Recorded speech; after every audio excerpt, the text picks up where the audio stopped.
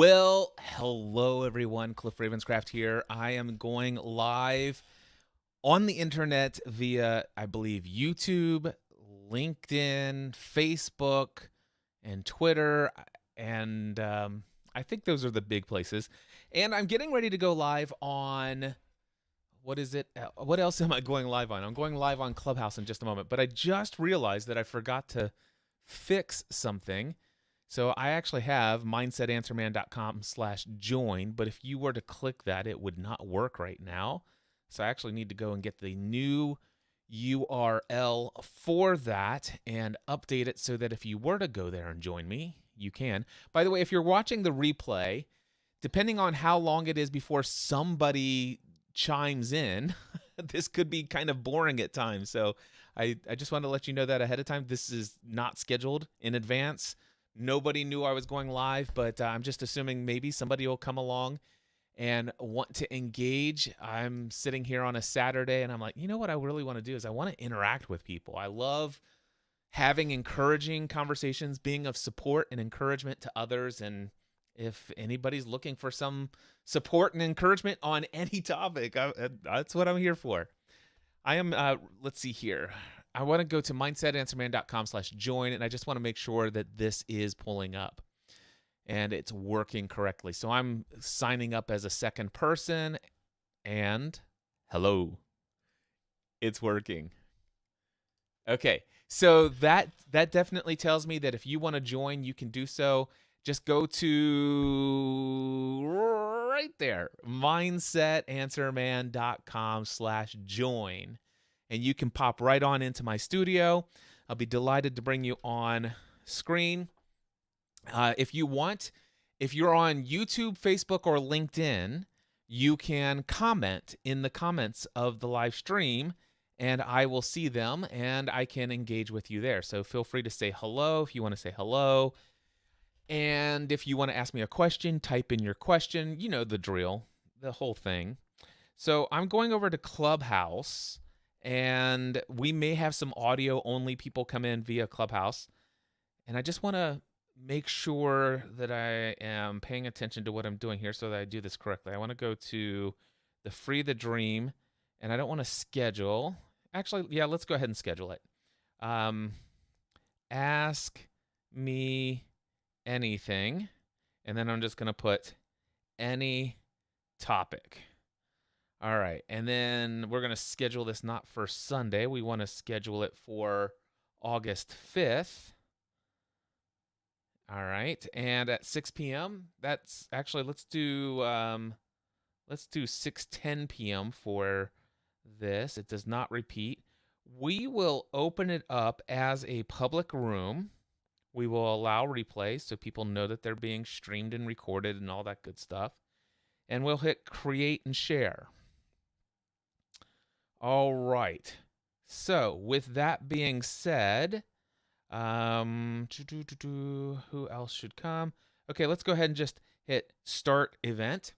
Hello, everyone on Clubhouse. If you're watching or actually listening to the replay, I just want to let you know that this is a live stream that I'm doing. Ask Me Anything. I'm doing this not only on Clubhouse, but I'm also streaming live on all my social channels as well. And I'm literally just here to be of support and encouragement to anybody about anything. So if you want to come up on stage, raise your hand, ask me anything. I'm also going to put a link. Let's see, how can I do that in here? So if I go into pinned link on here and do http:// and you know what? I think I could probably just do my shortcut. LINKM, boom, mindsetanswerman.com, boom. There we go. /join. There we go. If you want to take your Clubhouse engagement to a whole new level, you can join me live on my video live stream here on StreamYard. We're doing this on, what did I say? YouTube, Facebook, LinkedIn, Twitter, all the social channels. And you can engage with me in video, kind of like you would do on a Zoom call, but through a service called StreamYard. Now, for those of you who are listening to the replay on Clubhouse, I want to let you know that I'm just going to sit here until somebody posts a comment. And by the way, if you're watching the replay on a social channel, I'm just going to sit here until somebody posts a comment with a question or anything, or if somebody joins me in the studio by going to mindsetanswerman.com/join. And that's what I'm here for. So I don't care how I look or anything like that. If I just sit here for silence for 20 minutes, it's perfectly fine. But on Clubhouse, if you're watching the replay, you should be able to hit that next button, and it'll take you to the next time somebody talks. So with that, I'm just going to sit here for just a moment and see if anybody types anything in the chat.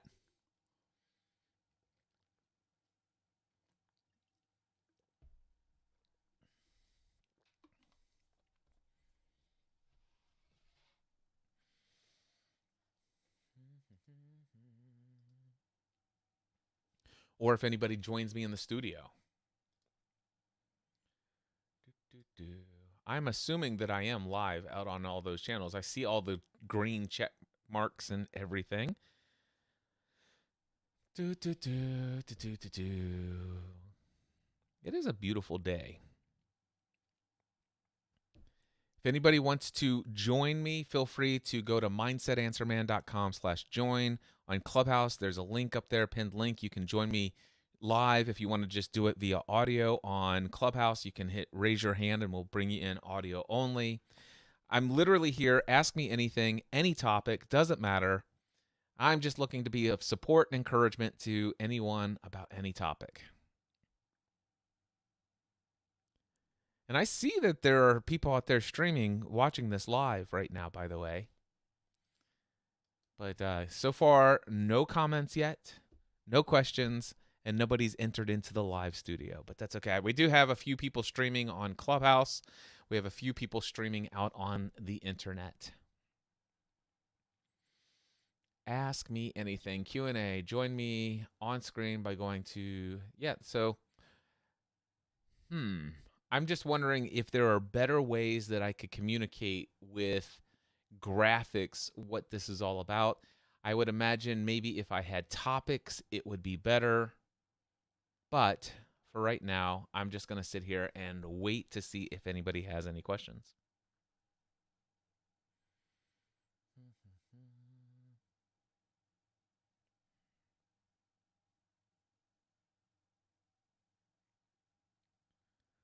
Welcome back, Shanti, on Clubhouse. Hello to John. I see that you're there.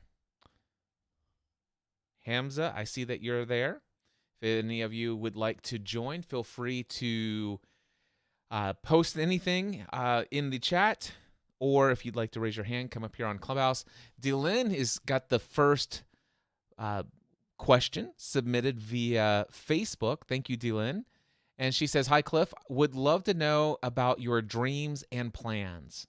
What projects are you working on in 2024? More work related to this morning. Is there more work related to this morning's webinar? Thanks. So Dylan is actually referring to a webinar I did this morning on the topic of the law of attraction. It was an incredible workshop that we hosted and had lots of fun.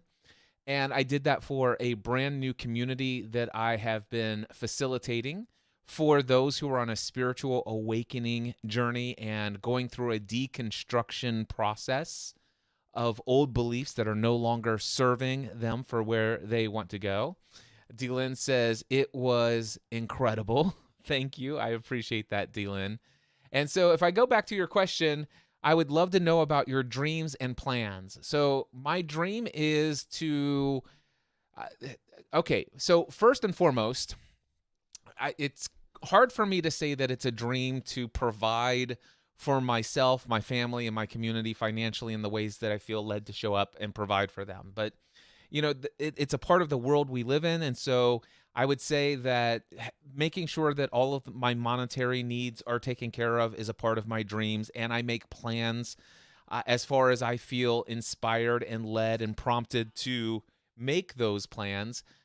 Those are a natural part of the thing. So for me, as a business owner, a business mindset, mentor, coach, all of these things. I create products and services such as my paid mastermind groups. I have one-on-one coaching that I do for a fee. I do other online courses. I do in-person workshops. I do all sorts of other things for streams of income. So those are always going to be a part of my dreams and plans, is just to make sure that I'm doing whatever is necessary to make sure that financially I'm bringing in the income that's necessary to provide for my needs, for my family's needs, and the things that we feel called to do to contribute to our community as a whole. So that's a part of my plans and dreams. So now, as far as I'm concerned, if money were no object, like for example, if I were one of those people who had more money than they could ever spend or know what to do with, what would I do? My dream is to simply show up and be of support and encouragement to anyone and everyone about any topic that's important to them in their life. Imagine somebody that I look up to very much is a man who goes by the name of Mooji, Mooji.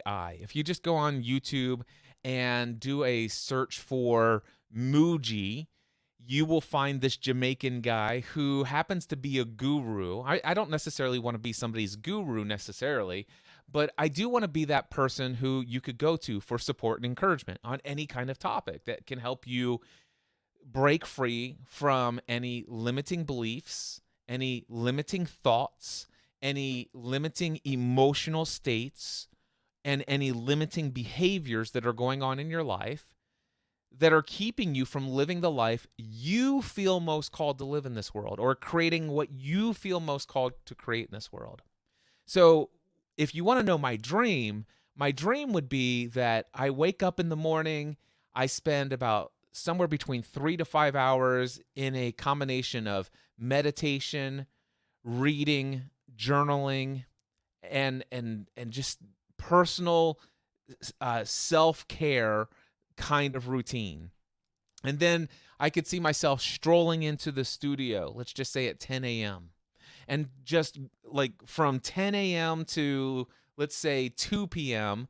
So what is that? 11, 12, 1, 2. So for 4 hours straight, just be live and show up and serve anyone and everyone. That's my dream. All right. And then I could see myself taking about 2 or 3 hours for an afternoon break, maybe go have lunch with my wife and sit back and enjoy a walk or some sort of form of exercise, maybe take about a 20 or 30-minute nap and meditate. And then let's see here. So if that's 2, so 3, 4, 5. And then I could see myself showing up for another 2 or anywhere between another 2 to 4 hour live stream session. And I could see myself doing that Monday through Friday. And for me, it would not be anything that I would need to do anything financially for. That would be my dream. So is that in my plans right now? Not necessarily. However, now that I'm speaking that out loud, I wonder what it would be like if I were to just go ahead and create some sort of smaller version of that schedule, show up and do things, and just say, you know what, pay whatever you want. There's no expectation. You don't have to pay anything, but I'm just going to be here. I'm just going to consistently show up and do this. But yeah, that's kind of what I see. I just want to show up and be of encouragement. By the way, I'm on Clubhouse, and I see that John Lightfoot says, hi, Cliff. My first time on Clubhouse, so finding my way around. Well, John, delighted to have you here. And I think this is the same John that was with me this morning from the UK. And if you're on Clubhouse and it's your first time here, there is the button. You should see a little hand, and you can raise your hand. Feel free to hit that if you want to engage with me in audio, and I can bring you up on stage and we can chat via audio. By the way, I see Luann and Hope and Way on Clubhouse as well. Same to you. I just want to say I appreciate you being there. And Dylan, thank you for your question. Feel free to ask as many questions as you want. Just keep throwing questions in there. I have one more question coming in from Conrad here in just a moment. But I do want to encourage anybody, anywhere, post your questions in any chat, whether it's Clubhouse or any of the social platforms where you're watching this. If you're watching on Twitter, by the way, to get your comments seen by me, you will need to join me live on either Facebook, YouTube, or LinkedIn. One of those platforms. All right, let's see if this will fit on the screen. So Conrad says, sharing your superpower to more people is sort of my white whale. My journey was through reaching a bottom point in my life that prompted the self-inquiry. I'd like to learn more about yours. My hope is to find a commonality between people who have experienced this and see if there's a way to replicate the process with the greater people. So Conrad, if you'd like to engage with me personally on this, feel free to type in mindsetanswerman.com/join into your browser, and you can come here and engage with me directly. I'm also on Clubhouse app if you wanted to engage with me there. We could have real-time conversation. But given the fact that you are interested in engaging with me around this topic, if you don't want to join me live, I see that came in through LinkedIn. So I would encourage you to paste very specific questions in LinkedIn, and they will show up on my thing, and I'll answer them independently. So you don't have to engage with me in real time if you don't want to. Certainly, we would have a more engaging dialogue, and I could ask you clarifying questions and things of that nature, but I'm here to just be of service. So whatever's most comfortable to you, happy to engage with you. By the way, I want to welcome Bill on Clubhouse. Great to have you here as well. And with that, I'm just waiting for the next comment, question, or person to join me live.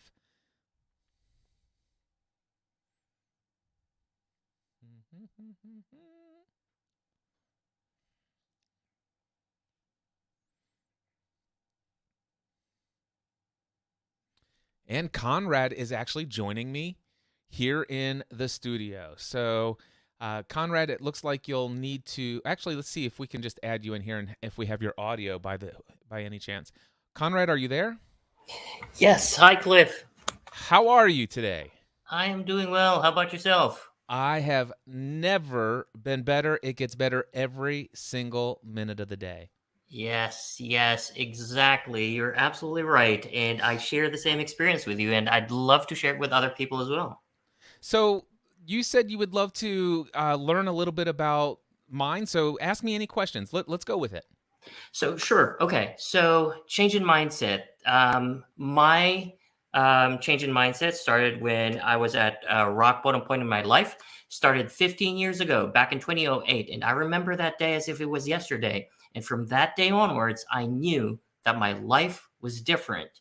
And I'm sure, your superpower of not relying on your bank account, on things that happen to your life to give you the happiness, the fulfillment that you need is there. And that's what happened to me. For over 15 years now, I have that life. And I'd like to know how you got to that point. Okay, so you would like to know how? Well, first of all, you're assuming that I'm also at that point that I no longer rely on my bank account and just show up? Is that what I'm hearing? Yes. And I heard you mention that maybe a couple times, once with Graham Cochran. And I saw you posted on LinkedIn as well. Okay, great. Wonderful. So I just wanted to make sure. So for those that don't know this, I have mentioned many times to folks that I'm in a place in my life today where my peace, love, joy, and overwhelming sense of abundance doesn't actually come from any external situation or circumstance or any expectation from the outside world. So as far as I'm concerned, how much money or if there's a negative amount in my financial situation, that doesn't do anything for me to make me more happy and joy filled or any less, happy or joy filled. So Conrad's asking, how did I come to that place? And it just was it was through a process and a journey of a lifetime. I would love to tell you when the spiritual awakening began, but I would say probably the moment I entered into this physical place we called the world. is where that journey began. But it took a pretty significant shift for me in 2019. So all the way up through 2019, I found, and it's is only looking back that I recognize this, but I found that what I was doing is I was seeking peace inside of my heart by living up to somebody else's ideas about what it means to have success, to be worthy, to be responsible, and all of these other things. So for me, that meant like as a husband and father, I need to earn this much money. I need to do these things for them. As a business owner, I have to show up and do these things. I have to work this many hours. I have to achieve this level of success financially to be respected and be seen credible. I have to do things that are far and away and above what anybody else typically is able to achieve, so that people will see me as even more credible than they are, and that might get them to hire me to learn how I did certain things and all these other things. And I didn't know this language at the time, but so much of my life was simply that, ego driven. It was driven to live up to the standards of expectations that everyone else in the world had suggested. This is what life is all about. This is what the good life is, and all of these other things. And it wasn't until I had achieved dream after dream after dream. I mean, there was at one point where my income went from one year, it went and doubled. And then the next year after that, it doubled again. And there was one year where I had this dream of building this house, and that's a story in and of itself, and how that just miraculously worked out in the most incredible way, and ended up making $750,000 that year. And the reality is that I could just keep going. But while each time I reached a new dream and achieved a new thing, I certainly got the attention of a lot of people, and there was lots of praise given. But it really wasn't doing a lot for me internally. Now, don't get me wrong, my ego was very much super excited and satisfied every time I crossed the finish line. But that feeling lasted for me for a very brief period of time, relatively. So what I mean by that is I would get really excited about it for a couple of days, a couple of weeks, sometimes maybe even a couple of months. But then ultimately there became an emptiness inside again of some new thing that I must now go do. And eventually I would get bored of what I've already achieved. And I didn't recognize it until I realized that, you know what, I have a real hard time just being. I feel such a constant pull to do all of the time, and I'm getting worn out.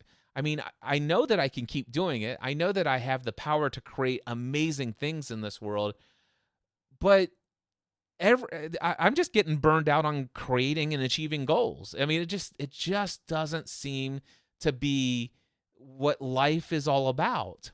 And what happened was I could point to maybe 100 different books that have probably led me down a certain way of thinking and self-evaluation.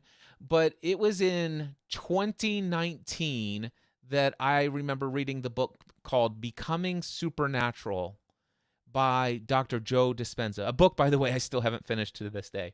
But I did read the opening chapters of this book, and it talked about our belief system and the way that we create reality.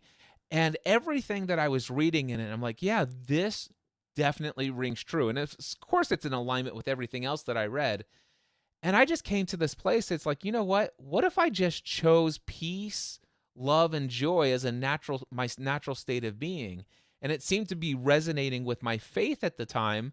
And I just had this overwhelming sense of peace that came over me, so much so that I was in the process of marketing my Free the Dream 2019 conference.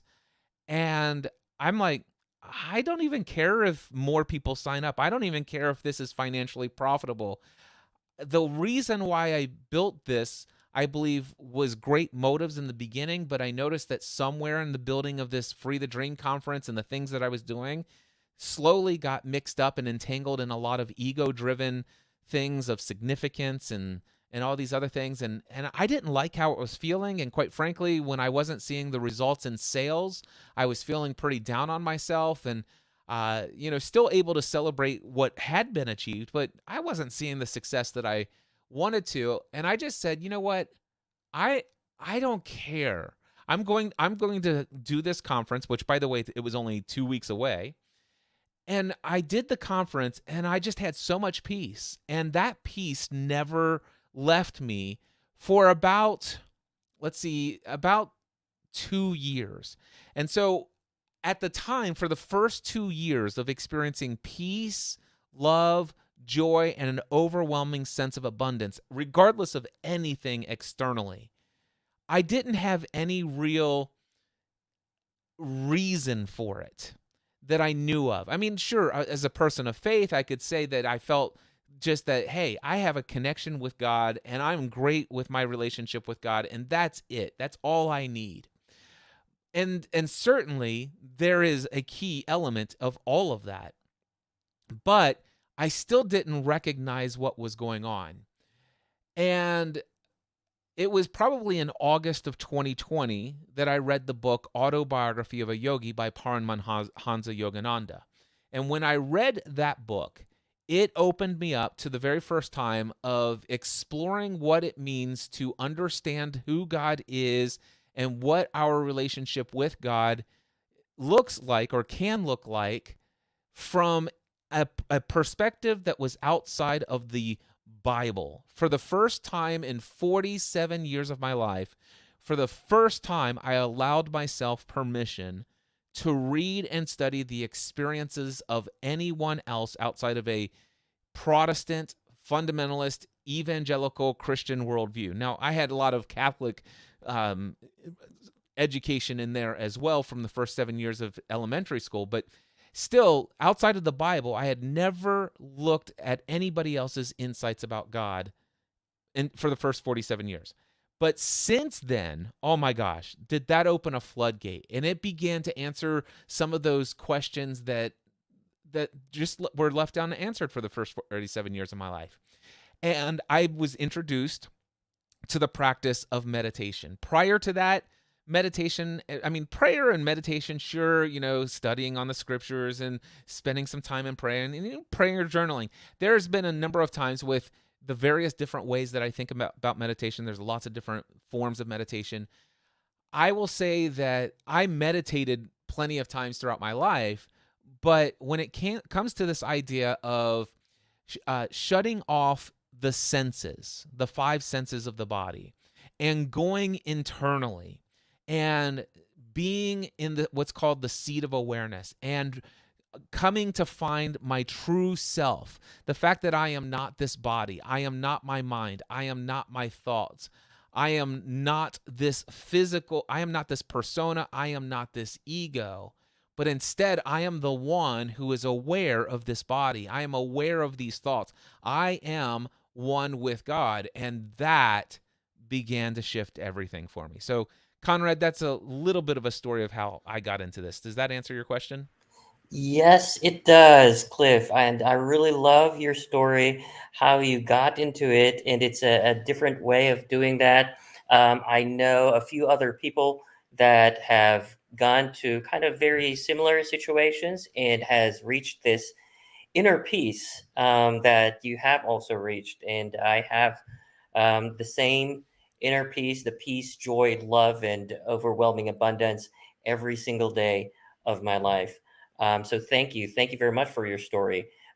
What do I need to do on my end to maybe get this conversation in another way with you? Maybe, not in this live stream that you're doing right now. It's going to take us all day.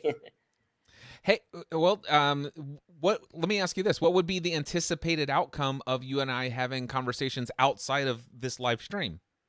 One thing is what I'd really like to do is how I can replicate this process for other people. And I'm sure you've tried to share this, this inner peace to other people. And a lot of people are not quite ready to let go like you did. to let go of those expectations, to let go of the goals, to let go of all of that. So let me ask you this. Is there a reason why you would not want to have that conversation with me right here, right now? Oh, yes, I would love to. I just didn't want to take up all of your time. Oh no, I'm literally just I am dying to have conversations with people who are interested in talking about anything. That's the whole reason why I'm here. All right, all right. Very So, well then. all right. So, first question I would have for you, Conrad, is why do you feel the desire and need to encourage other people to adopt this way of experiencing the world? I feel being, I don't know why me, out of all the possible billions of people in the world, so randomly chosen me to be graced by this feeling of peace. And there are days that I cry just because of how fortunate I am to be able to have this, and I just feel like why not share this type of feeling to other people as well? Yeah. So, okay. My question for you then is, are you living in the world, but I and you understand probably what I mean by living in the world, but you're not of it. But Yes, are you currently living in the world, interacting and engaging with other people currently? yes, I Okay. am. And in the world that you live in, are you surrounded by people where they seem overwhelmed, stressed, burned out, discouraged, and suffering from all sorts of things that are going on in their circumstances of life? Yes, they are, and I'd like to relieve them of that. Hold on. Well, that's what I would caution you against. I It- know. so my question for you is, are those people aware that you have situations and circumstances that you're aware of that maybe are not desirable, they're unexpected, and they might be considered inconvenient? Other people might call them problems, but you and I probably don't. We just see that as like, Right. oh, I didn't expect that. That's undesirable. That's kind of inconvenient, but it is what it is. And you and I, we don't sweat the small stuff, and you and I are at a Um, place where we understand that everything is the small stuff. Yes? yes, yes, yes. You are absolutely spot on that. So, Conrad, let me ask you this. Mhm. Are the people that you're engaging in life with, do they see this happening for you? Yes, they do. So let me ask you this. Are they asking you questions about why, how do you, what's going on with you? Why aren't you upset? Yes, they do. So you're already doing what you're wanting to do. Yes? Somewhat, but the process of them, trying to still achieve this life. Well, I'm trying, and my words, because the concept is so abstract that I'm having trouble finding the words to explain to them on how they can achieve such life. Okay. So first question is, are they saying, Conrad, can you tell me how to achieve this life that you're achieving? That's one of the questions. Yes. Okay. And so you're finding that your response to them is, I don't know that I have the words. I'm sorry, I can't help you right now. Is that what's going on? Um, Not exactly like that. I spit out words, but it doesn't seem like it seems good in my mind in my thought when I think about it. But as soon as it comes out of my mouth, it doesn't seem, I don't know. I don't know. It doesn't have that right explanation for people to understand it.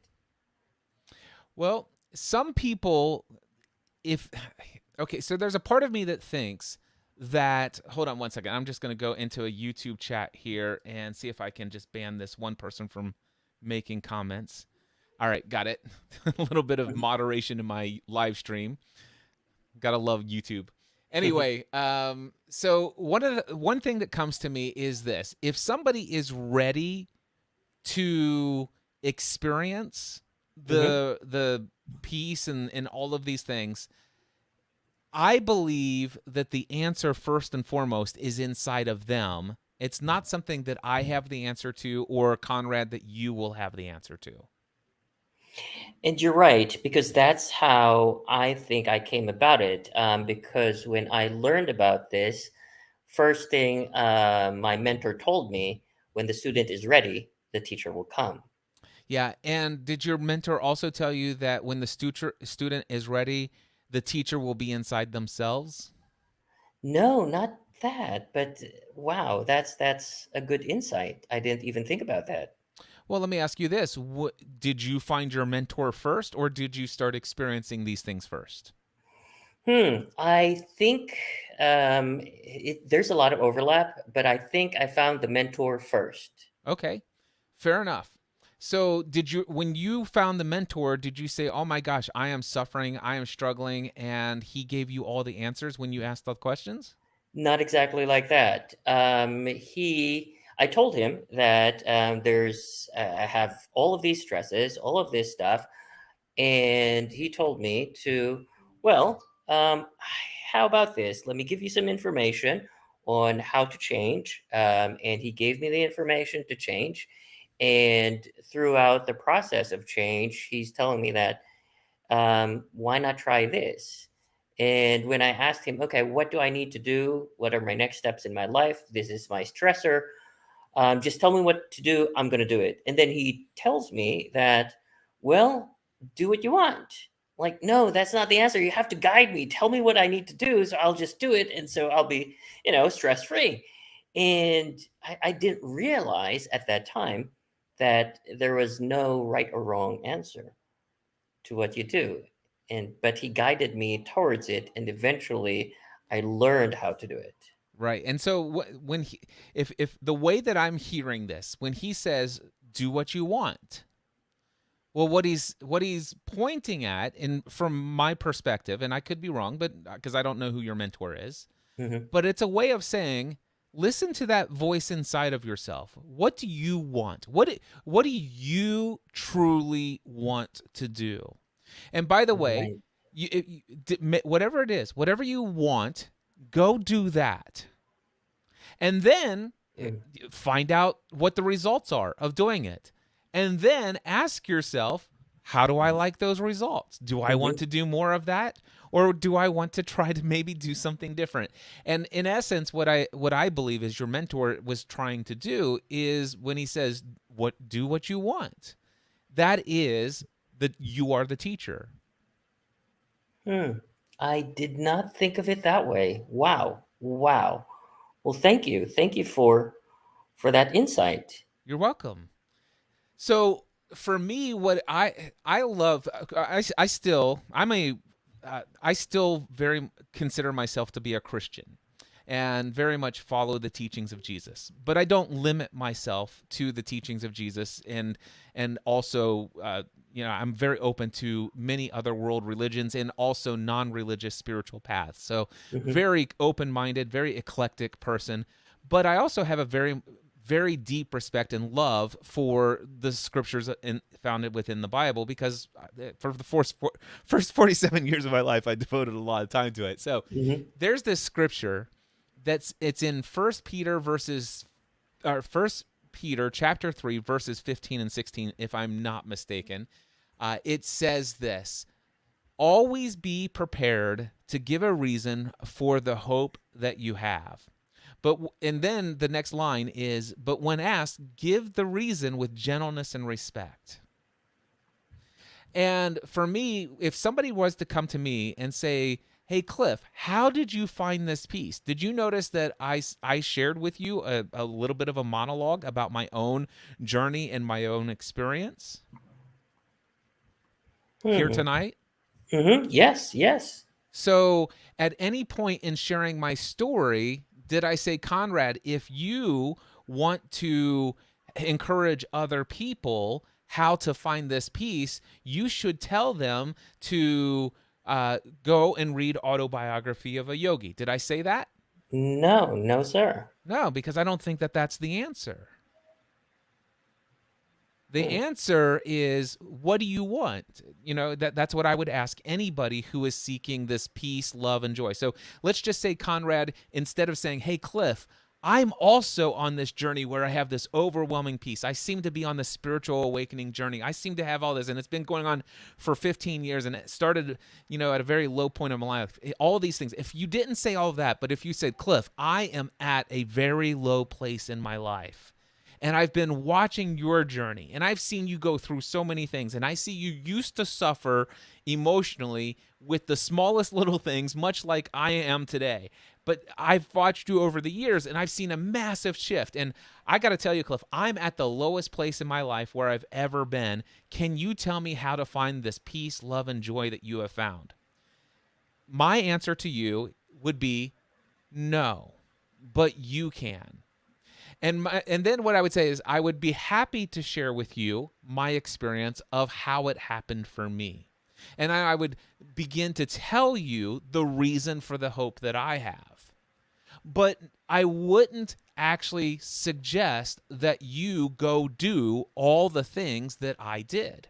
Now, I may mention that I read the book Autobiography of a Yogi by Paramahansa Yogananda, and that I then read the Second Coming of Christ, the Resurrection of Christ Within You, a revelatory commentary on the original teachings of Jesus by Paramahansa Yogananda, and how that helped me. But the thing is if you don't come from a Protestant, evangelical, fundamentalist background for 47 years of your life, those materials may not do for you what they did for me. Does that make sense? Yes, absolutely.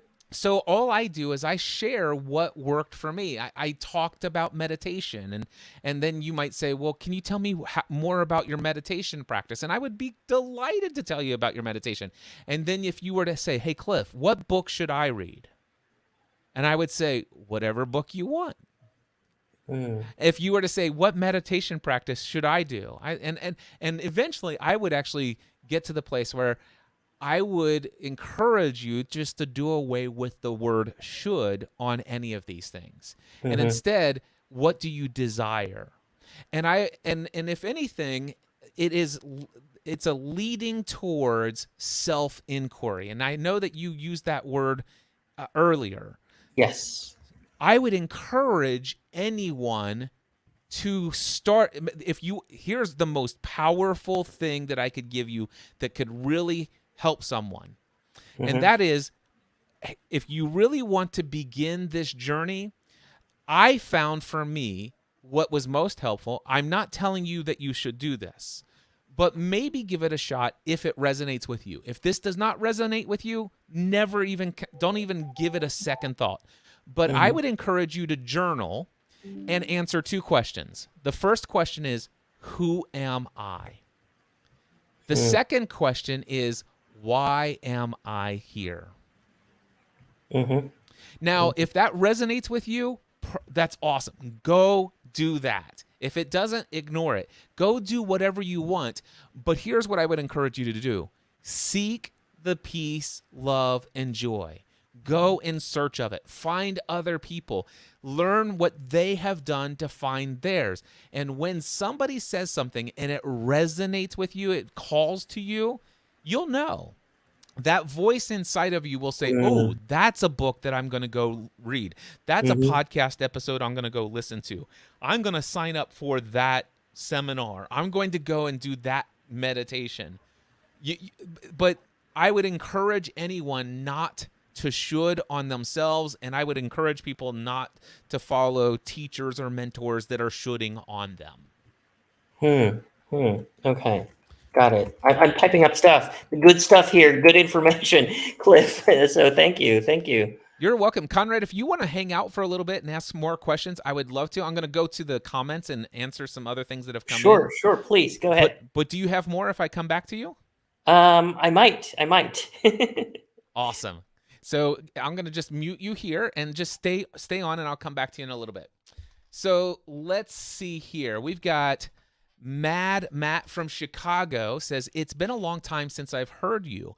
Been a fan for a while. What are you doing as far as making money nowadays? So Mad Matt, I would assume that if it's been a while since you've been following me, you probably knew me back in my podcast Answer Man days. I decided to shut down 100% of all income streams related to teaching the technical aspects of podcasting in November 2011.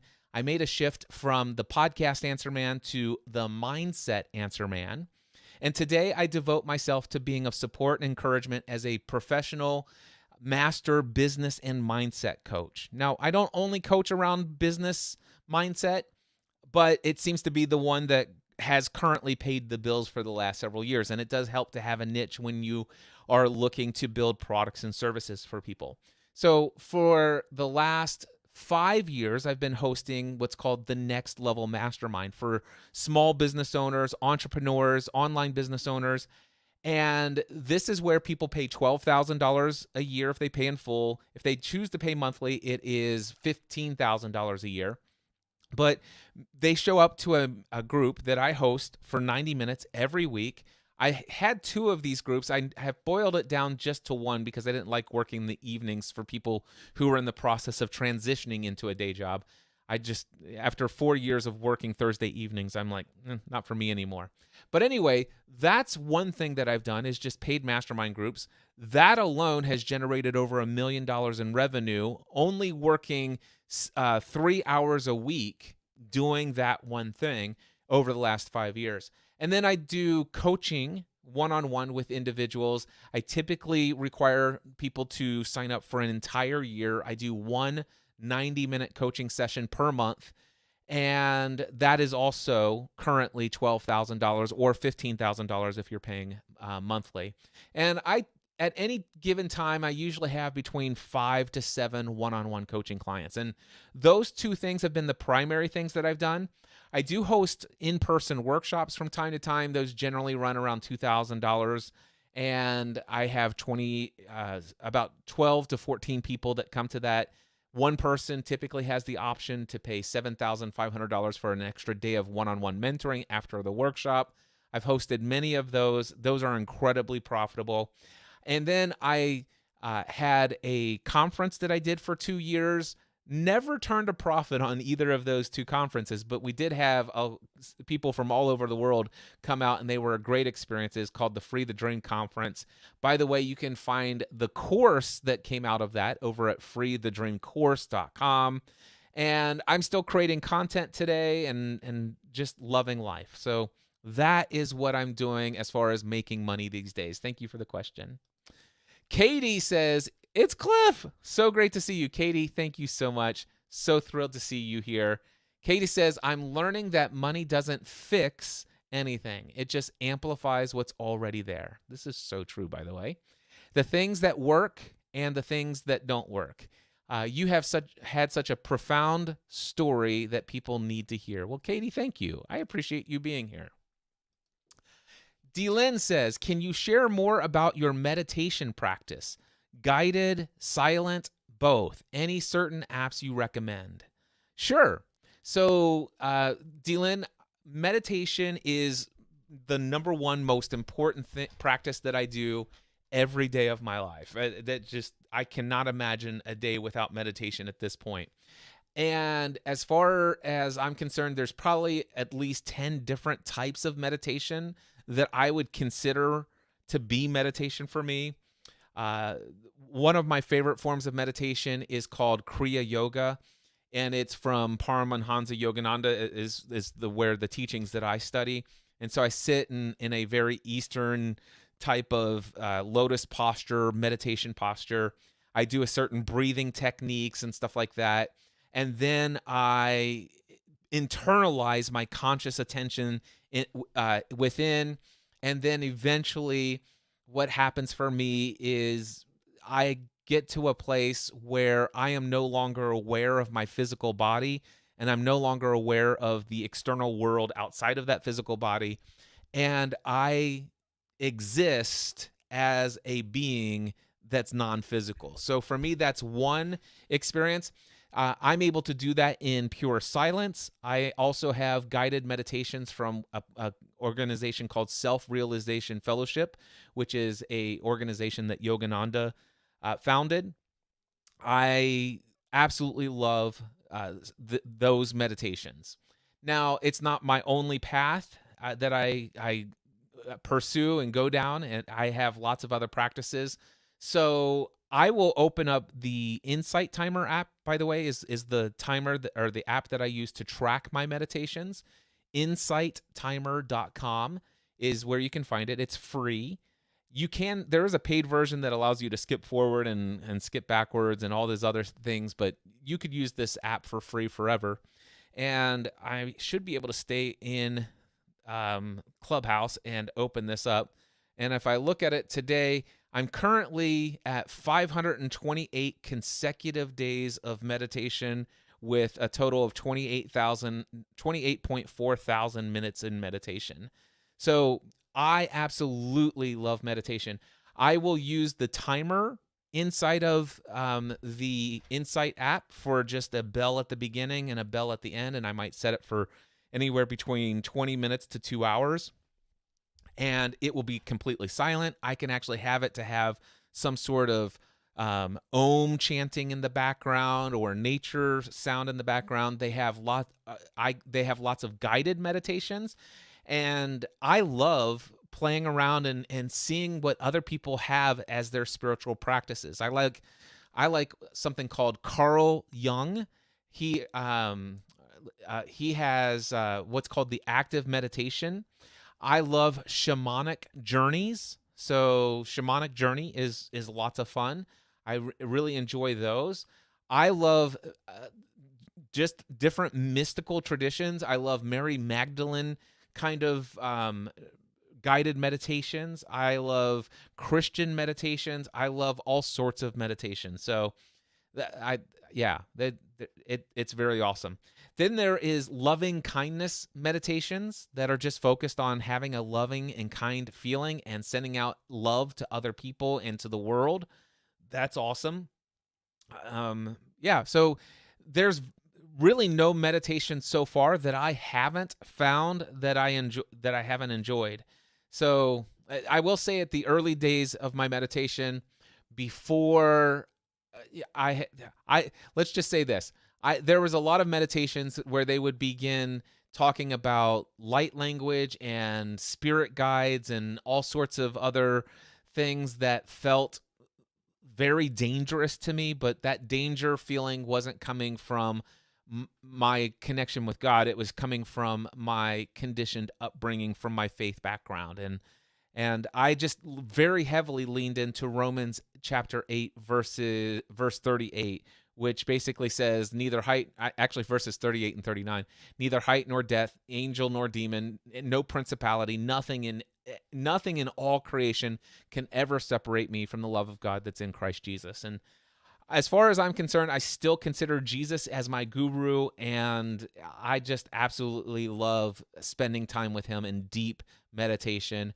And I've had a lot of very incredible metaphysical experiences in various different meditations. So if there's one thing that I can say, the ones that have the most impact in my life and the ones that really set the tones of my day, or if I get ego attached for a little bit and I start to experience some fear and worry or anything like that showing up in my life, I will probably sit down and do what's called a transcendental meditation. And that's that place where I literally leave my physical body just to remind myself that I am not this ego. I am not this person, that my true essence of who I am is unaffected by anything that happens in this world, and that I am co-creator of my life, and that God's got my back. And so I come out of that and everything good. So that's a little bit about my meditation. So thank you. Matt says that's empowering. Thank you. D. Lynn says powerful to something I said much earlier. Miranda says my new favorite phrase with clients is stop shooting on yourself. I love that, Miranda. Glad to have you. All right. It calls to you. I love that phrase. So that's, again, we're getting caught up on some things here. By the way, I'm almost to the end of my comments in the live stream. If anybody else wants to ask any question whatsoever, feel free to, actually, you know what? It's been a while since, let me just remove Conrad for just a moment, and let me put this here. Ask me anything, and let me move this. I'm going to take a drink of water. if you are watching live, you can go to mindsetanswerman.com/join. If you're on Clubhouse, which I think, Luann, you're the only one on Clubhouse, so I know you know how to join if you want to raise your hand. Or you can click the little pinned link up on Clubhouse, and you can join me live here on screen. If anybody wants to do that, I'm going to take another drink of water. Anyway, this is Ask Me Anything. I'm here to be of support and encouragement to anyone who crosses the path with the stream today. I'm not here to sell anything. I'm not here to get on your radar. I'm not here to do anything other than I just want to be. That's it. I want to be. And who I am in this world is somebody that is supporting and encouraging and stuff like that. So feel free to join me if you want to join me live. mindsetanswerman.com/join. You can do what Conrad has done earlier, and maybe Conrad has another question here, but he's joining just via audio only on my live stream. He went to mindsetanswerman.com/join. But if you're watching on Facebook, YouTube, LinkedIn, those 3 platforms, you can type in the comments of the live stream, ask any question, and you will be able to have me answer your question here on the stream. So let's see here. We've got Miranda's thing here. D-Lynn said, take with you what resonates, leave the rest. So good. That has been that for me has been one of the most valuable pieces of advice from all the different spiritual practices. I really love it when somebody says, listen, if anything that I say or do, or anything you read that I write, if it resonates, then take it. Anything that doesn't, just toss it aside. You don't need it. And I really love that. And I have done that, and it has been such an incredible way of just saying, you know what, this is how I want to design the life that I lead in this world. And my thing is ultimately I just want to make sure that I show up with unconditional love for myself, and then I want to love others like I love myself. That really for me, and of course I already have an unconditional love and relationship with my Creator. So for me, those are the only 2 things that really matter in this world. Then from an ego persona side of things, you know, there is my wife and my kids and my community and my clients and my business and all that other stuff. And I want to show up and I want to do powerful things there. But there's a version of me that's much higher than the ego part of me. And that's I just want to be, and I just want to show up, and I want to love. All right. Awesome. Let's see here. Dylan says, so helpful. Thanks. That's awesome. Ray Edwards, what is the next coming phase on your journey? Ray, that's something that we've talked about a little bit earlier. We were talking about what are my dreams and plans for the future. Here's an idea. And I know that Ray knows the answer to this because I've talked to him. If money were no object, if I didn't have to earn any money, what would I do? I kind of said that I would have my 3 to 5 hours every morning. I would do that 7 days a week. So I'd have my 3 to 5 hours devoted to just me. Then let's see here. Okay. I think, by the way, Ray, thank you for the questions. Keep them coming. I appreciate the questions. All right. So I would have my me time. And then at 10 o'clock in the morning, from 10 o'clock in the morning to 2 o'clock in the afternoon, Monday through Friday, I would just show up here and do this. And if I were known to be online and do this all day, every day, or like 4 hours every day, Monday through Friday, I would just see the potential of this just growing and growing and growing. And that would just fill my soul like nothing else. Not that my soul's empty by any stretch of the imagination, but I know you know what I'm talking about. But then I was saying that, you know, at 2 o'clock, I'd shut that thing down. I'd go to lunch with Stephanie. I would, you know, just sit back, maybe go for a walk, do some exercise, something of that nature. And then I would come back and I would take a nap for about 20 to 30 minutes, do some meditation. And then I might come back for a round 2 on showing up and serving people. That for me, I would love to do something along the lines of satsang. and just being of support and encouragement. Yeah, that for me, that again, not necessarily looking to be people's guru or anything like that, but I just would love to be yeah, I just love to be of support and encouragement to people. So what's next coming phase on my journey? Somehow, some way, some variation of that is very likely to manifest itself in my life. Thank you, Ray, for that question. John Lightfoot says, how do you personally tell the difference between what your intuition is telling you and what your mind is telling you? That is very easy. My emotional state. If I have fear, anxiety, worry, doubt, shame, guilt, or any of the negative emotions, then that's something that my mind is telling me. But if there is peace, encouragement, love, compassion, grace, mercy, hope, courage, acceptance, oneness, anything that is coming up for me that is along those vibrations, that is my intuition. That is my higher self. That is my union with God speaking. John, great question. That is how I personally tell the difference of my intuition, what my heart is speaking versus what my head is speaking. I appreciate that. All right, Murray says, do you have any podcasts on pop culture, shows, or movies these days? I started listening to you and Stephanie on your Lost podcast and missed those days. Murray, no, I don't currently have any pop culture shows these days. That was very much a huge part of my life and such a season that I loved and enjoyed to the fullest.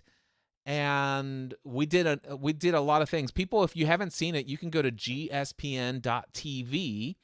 and see some of the archives of those shows. We did Lost, we did Grey's Anatomy, the Desperate Housewives podcast, the Doctor Who fan podcast. We did the Hunger Games podcast, the Twilight Saga podcast.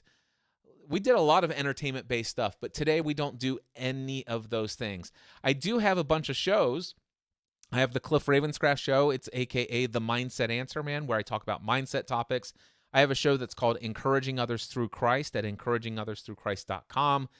It's not necessarily a Christian podcast. It is a podcast that is like what I'm doing here. It's encouraging others through my relationship with Christ. So that's what it's all about. Encouraging others through Christ. Then I have I have an all new version of Podcast Answer Man that I think I might fire up some new content for. It's been an inspired thing. I haven't taken action on it yet, so we'll see. I have a podcast called Cliff's Notes on Profitable Coaching for anybody who's looking to become a full-time coach and make a great living doing it. You can find that at notesoncoaching.com. I have a podcast called What Are You Creating? And I have a podcast. Stephanie and I still do Family from the Heart from time to time. And I also have my Train with Cliff audio journal podcast, where I talk about what's going on behind the scenes, and that's something that people pay for access to. So those are what's going on today, but nothing pop culture, shows, movies, or anything like that. All right, I'm going to take a drink of water, and then we're going to answer this question from Ray. Ray's question is, what are you most excited about? What am I most excited about?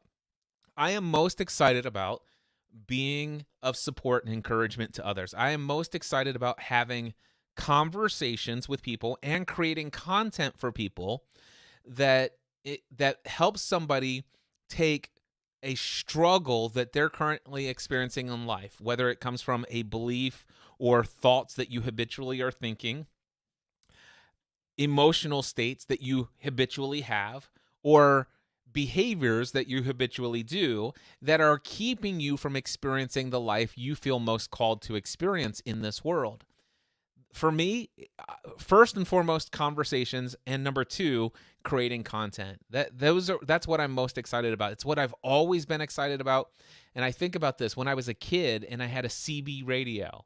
I would key up the microphone and I would be broadcasting, and I would then undo the microphone and engage with people within a 30 to 45 mile radius of my house. And when I was even younger, I would have my Mr. Microphone. It's like, so this has always been what's most exciting to me. And it's why I left my career as an insurance agent to pursue this. And I'm thrilled that I'm getting closer and closer to a fuller expression of that in my life. Thank you, Ray, for the question.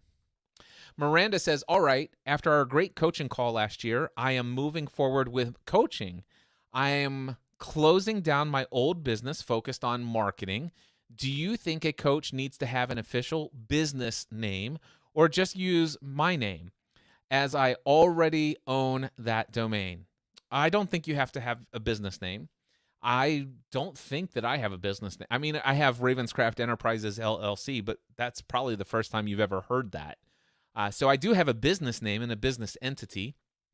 You may want to consider, making sure that you have some sort of LLC or incorporation to protect yourself from a legal liability perspective. I'm not the guy to give you advice on that, though. But as far as, for public, putting yourself out there, just your name is fine.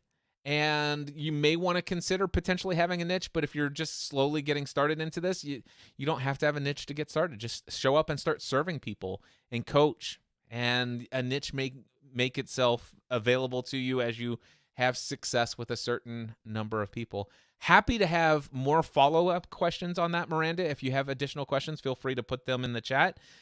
Very specific coaching-related questions, I'm delighted to answer those as well. This is, by the way, Ask Me Anything. All right. And then John said, thank you. You're welcome. And Ray's got the final question here so far. Not final for the evening. I'm still eager to go. I've been going for 1 hour and 6 minutes. I probably got at least another 54 minutes in me. That would take me to 2 hours. I probably got more than that in me, quite frankly. So I'm loving life. If you want to engage with me, feel free to ask me anything. So Ray says fear, worry, etc. Low energy on the map of consciousness. Yes. So he is there. Okay. Conrad, by the way, is saying, hi, Ray. Love your message to the world. How can I connect with you? Ray, if you want to respond to that in the chat, by all means, feel free to put that into the chat, and I will throw that up on the screen for Conrad. By the way, if anybody wants to join me here right now, you can post your questions in the chat on LinkedIn, YouTube, or Facebook. However, if you want to join me here on screen, either both with audio and video or just audio only, you can do that by going to this right here. Let's see here. How can I do it? There. No, it's right there. MindsetAnswerman.com/join. MindsetAnswerman.com/join. All right. Mike says, are you still investing a lot of time in one-on-one coaching? Yes, I am, Mike. I absolutely am investing a lot of time. In fact, I do somewhere between 6 to 8 90-minute one-on-one coaching conversations every single week. Are you interested in one? So feel free to let me know. Thank you for the question. By the way, I'm going to ask Conrad. Conrad, do you have another question? If you do, just feel free to unmute yourself. Okay, I do see the unmute, so I'm going to bring you up to stream here. Well, I don't really have a question right now that I can think of, Cliff. I just want to let you know. Sorry. No worries. Then I will just remove you for now, but feel free if you have a question, just post in the chat, and I will make sure to unmute you and bring you up. So with that, here's the situation. Let me just bring this thing up on the stream here again. If you want to engage with me, come on here live, MindsetAnswerman.com/join, or post a comment or question on Facebook, LinkedIn, and YouTube.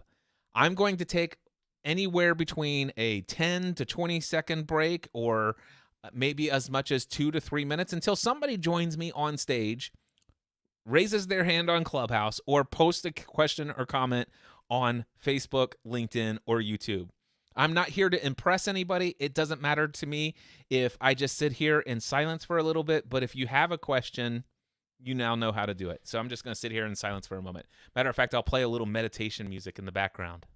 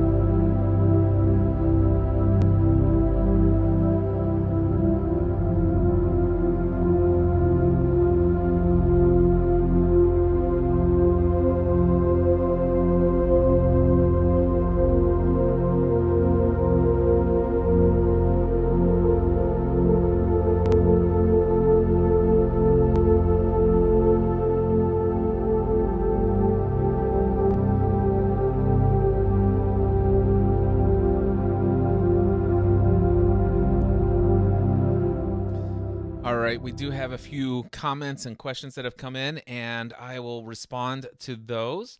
So, first, Ray says, ask you anything? Who is God?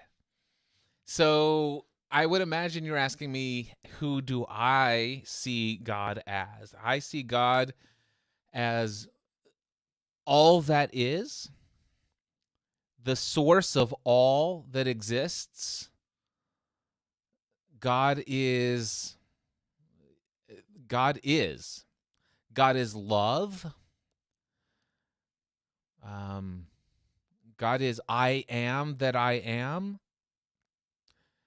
God is everything in everything.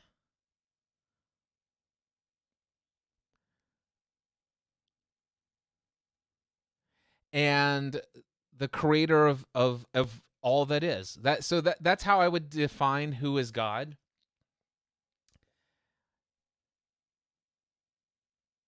I don't necessarily think of God anymore as the Father in heaven, as if God is male.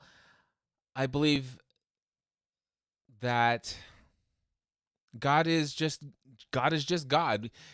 Anything that I would use would be words that come from creation, and I think it would be difficult for me to use something in creation to define and express the one who created whatever words that I'm using to express. So without him, the words, or without God, without source, without that is all that is, it would be very challenging. And I think that that's a significant issue that we run into this in this world. I believe that all that is in each of us. I also believe that God is in everything, everywhere, at all times. I also believe that actually time doesn't exist and that the only thing that exists is now. And I believe that God is, everything goes into it goes into concepts, and concepts will never satisfy. There in Taoism, which is trying to explain what life is all about and all these other things, and it says he who knows the Tao does not speak of the Tao because there is no way to speak of it. And so that's how I feel about answering that question. Now, I have, in my own way, an understanding of my relationship with God, and it depends on who you're asking. So there are various aspects of who am I, and there is the aspect of me that is this physical being here, or at least perceived physical being. I don't believe that I am a physical being, by the way. I'm a vibratory energy in a vast vibratory field of energy. So, and my consciousness is perceiving this experience of reality, and I believe this consciousness is an image of God. So, I'm very heavily influenced today by most mystical traditions. Every major religion that I'm aware of has a mystical tradition within it. Christianity, Judaism, Islam, pretty much all of them have some variation of a mystical tradition. And then, of course, there's Hinduism, Buddhism, there shamanism. And as I study all of these mystics, there seems to be an experience that people try to use words and concepts to describe God. For example, whether it's Pachamama or Brahman or just the various different terms, Allah, God the Father. There's all of these things, and then there is Prakti. There's Shiva. There's all of these different other ways of thinking about who, God the creator, and then the image of God, or Christ consciousness, or cosmic consciousness, or universal consciousness. And I believe that Jesus, when he came in, he was an incarnated human form of Christ consciousness, which is known as Son of God, and not son as in he's the male heir of a male entity known as God, but son just denotes begotten of, or of this source. So Jesus, or Christ consciousness, is of the source of God, or of the source of all that is. And I believe that Jesus was one with source. And there is a lot of descriptions that are out there that give metaphors and explanations of how it all works in a causal realm, astral realm, and the physical realm, and there's all of that other stuff. But who is God? Yeah, it's a pretty big question, and I don't know that anybody has ever adequately answered it, because I don't think that you can answer that question adequately without knowing yourself in union with God. And I have experienced that at certain levels, and the way that I experience it seems to be in alignment with the other mystical traditions of others who describe their experience of union with God. But it's still, I can't sit here right now and tell you in words to describe what happens when I sit in meditation and I'm no longer in my physical body. There are no words to describe it. It just is what it is. And God just is what God is. God is source. God is, yeah. I that's the best I got for you right now. I appreciate the question. And yes, you can really ask me anything. All right, moving on. Miranda says, what is your ideal day? One that includes a little work time. Well, I can tell you my work schedule is I wake up at either 5 or 6 o'clock in the morning. I spend the first 3 to 5 hours of my day in meditation, prayer, reading, studying, journaling, just sitting in self-care.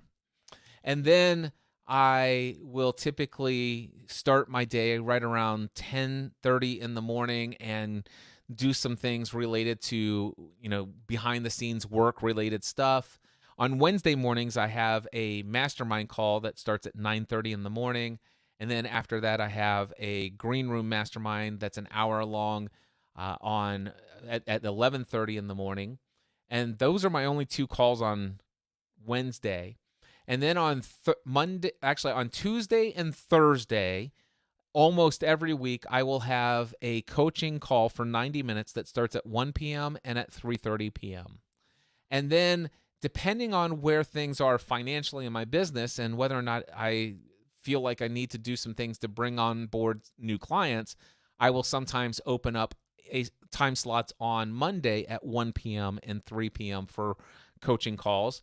And very rarely, and sometimes only when there are other things going on Monday, and I'm in that position where I feel like I could probably benefit from coaching some more people so I can onboard new clients. I may occasionally open up some coaching calls at 1 p.m. and 3:30 p.m. on Friday.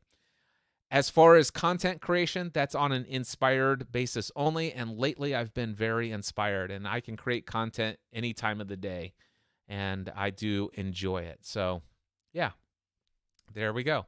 And then Ray said, I would come on, but I'm not in a place that it is possible right now. Loving this, though. You in your zone of genius. Thank you. I really appreciate that. And it looks like John is on here. He says, given the current trend for popularization of political ideas, how do you feel we can each help in our own way to bring people together? So, John, I see that you're actually joining me here. So I'm going to answer this question, and then I'm going to engage with you on screen in just a moment. But I have decided to step out for myself personally out of the political sphere. I do not watch anything related to politics these days. I don't watch anything related to news media or anything of that nature. I think what I have come to understand, the way that I can most positively impact others and bring people together is by first and foremost raising my own level of consciousness. And the higher I can get my level of consciousness, that will exponentially impact and influence the much larger average consciousness of humanity on the planet. And so if I can do that, and if other people will do that, it would only take a very small number of people to really choose to work on their own levels of consciousness to see a significant, massive shift in the overall average consciousness of humanity. I very much buy into the teachings of Dr. David R. Hawkins on this topic.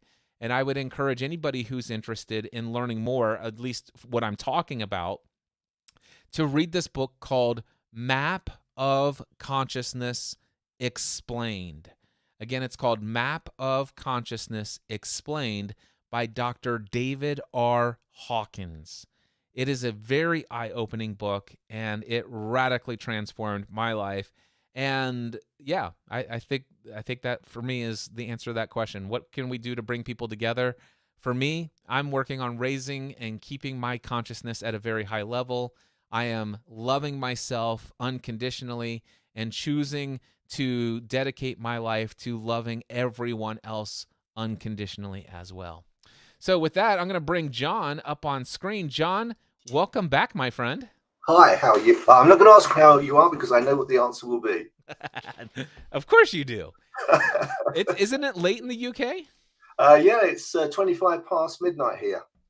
Well, what can I do for you? How can I be of support and encouragement to you this evening? I was obviously I still do listen to the news, and it was really how I totally get what you're saying, but obviously it's really that when you are so if you're in conversations with people, for example, here in the UK, it would be in the pub.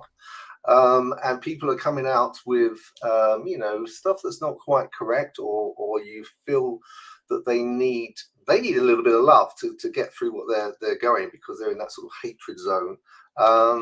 You can of course ignore that, but I'm not sure whether that would be the right thing to do. So is there a question for me in that?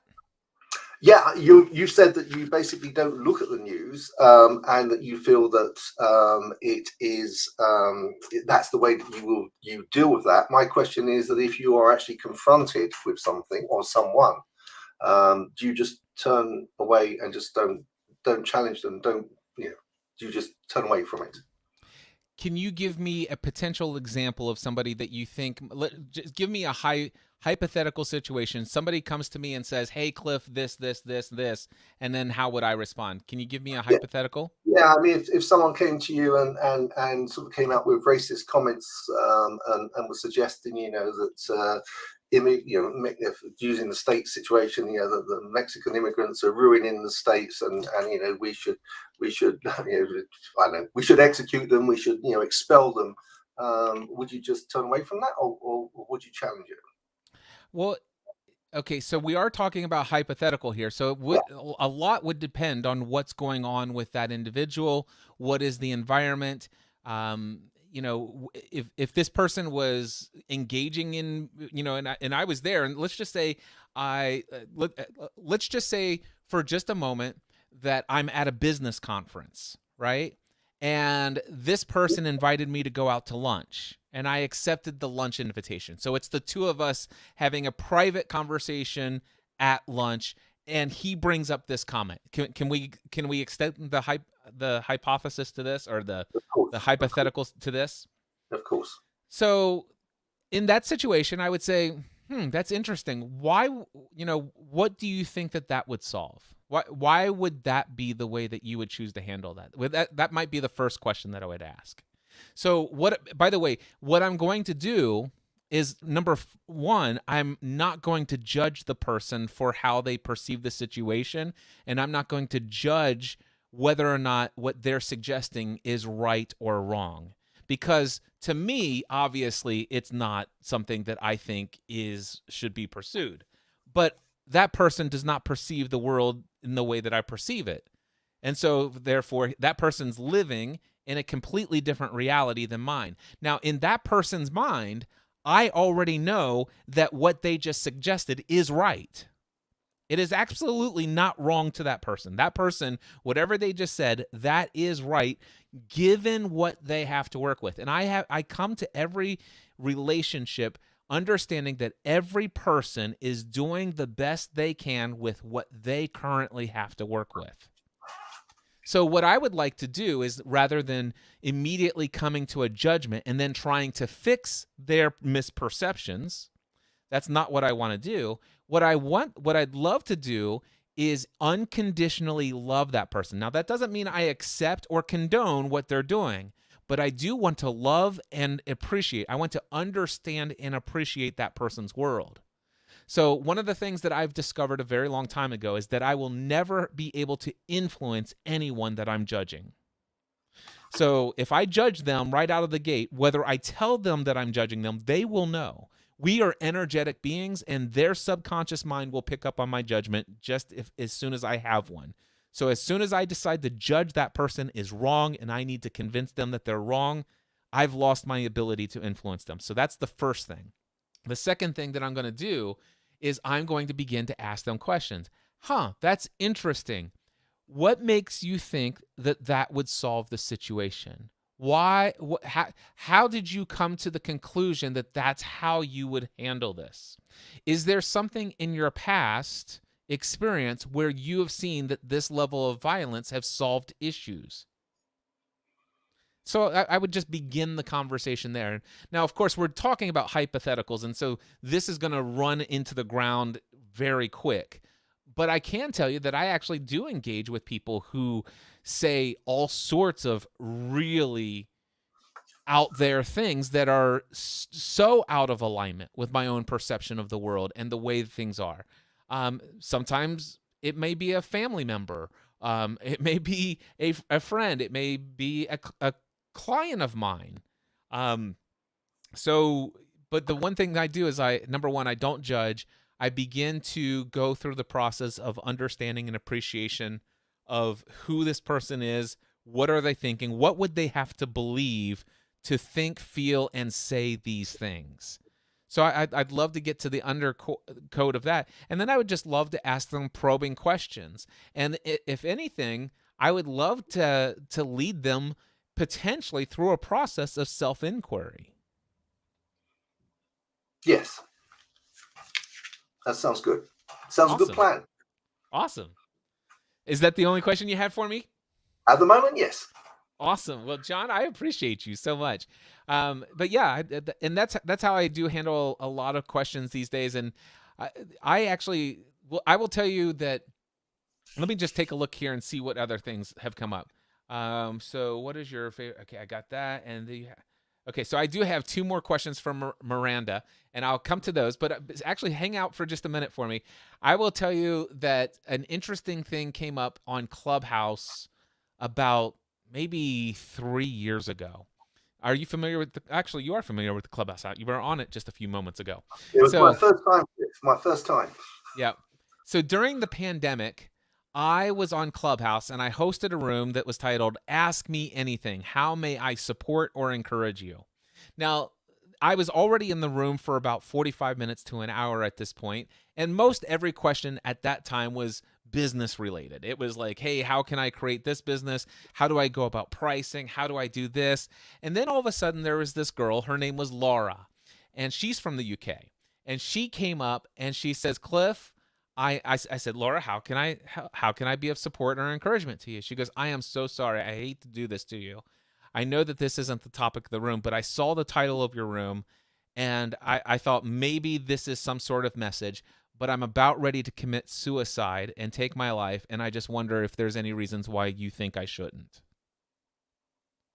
So obviously that idea that's in this person's mind isn't aligned with what I think is a right or wrong thing to do.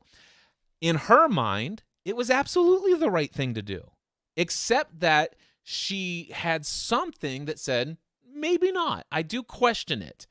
And that's why she saw the title of the room and she came in. Now, obviously, I'm not going to judge her for having the idea of walking out of her apartment and taking her life. So instead, I wanted to, number one, love her unconditionally.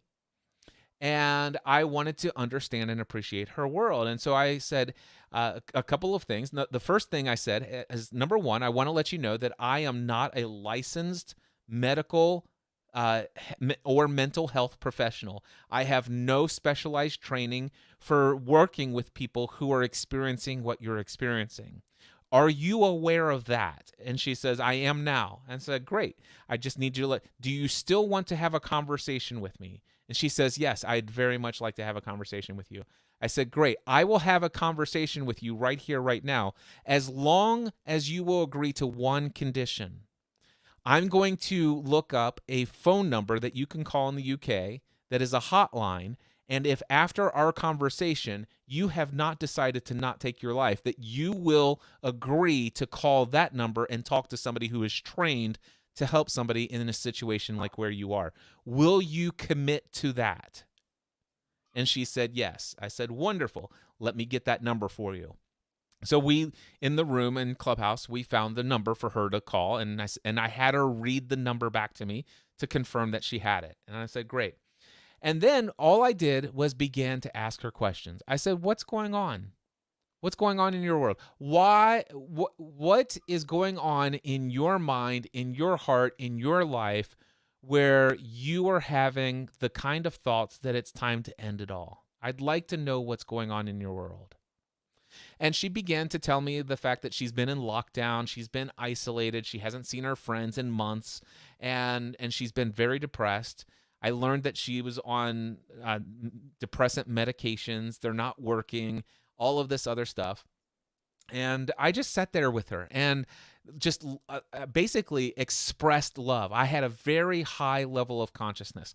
Now, if you were to study levels of consciousness, let me ask you this, John. How long have you been following my content? Sorry, Cliff, you broke up then. Oh, yeah. How long have you been following my content? This literally today, Cliff. Okay. All right. So let me ask you this. When let's just say you're going through your day And then all of a sudden, you spent a few hours with me this morning in our Law of Attraction workshop, and you've been back here. You've been listening for a little while tonight.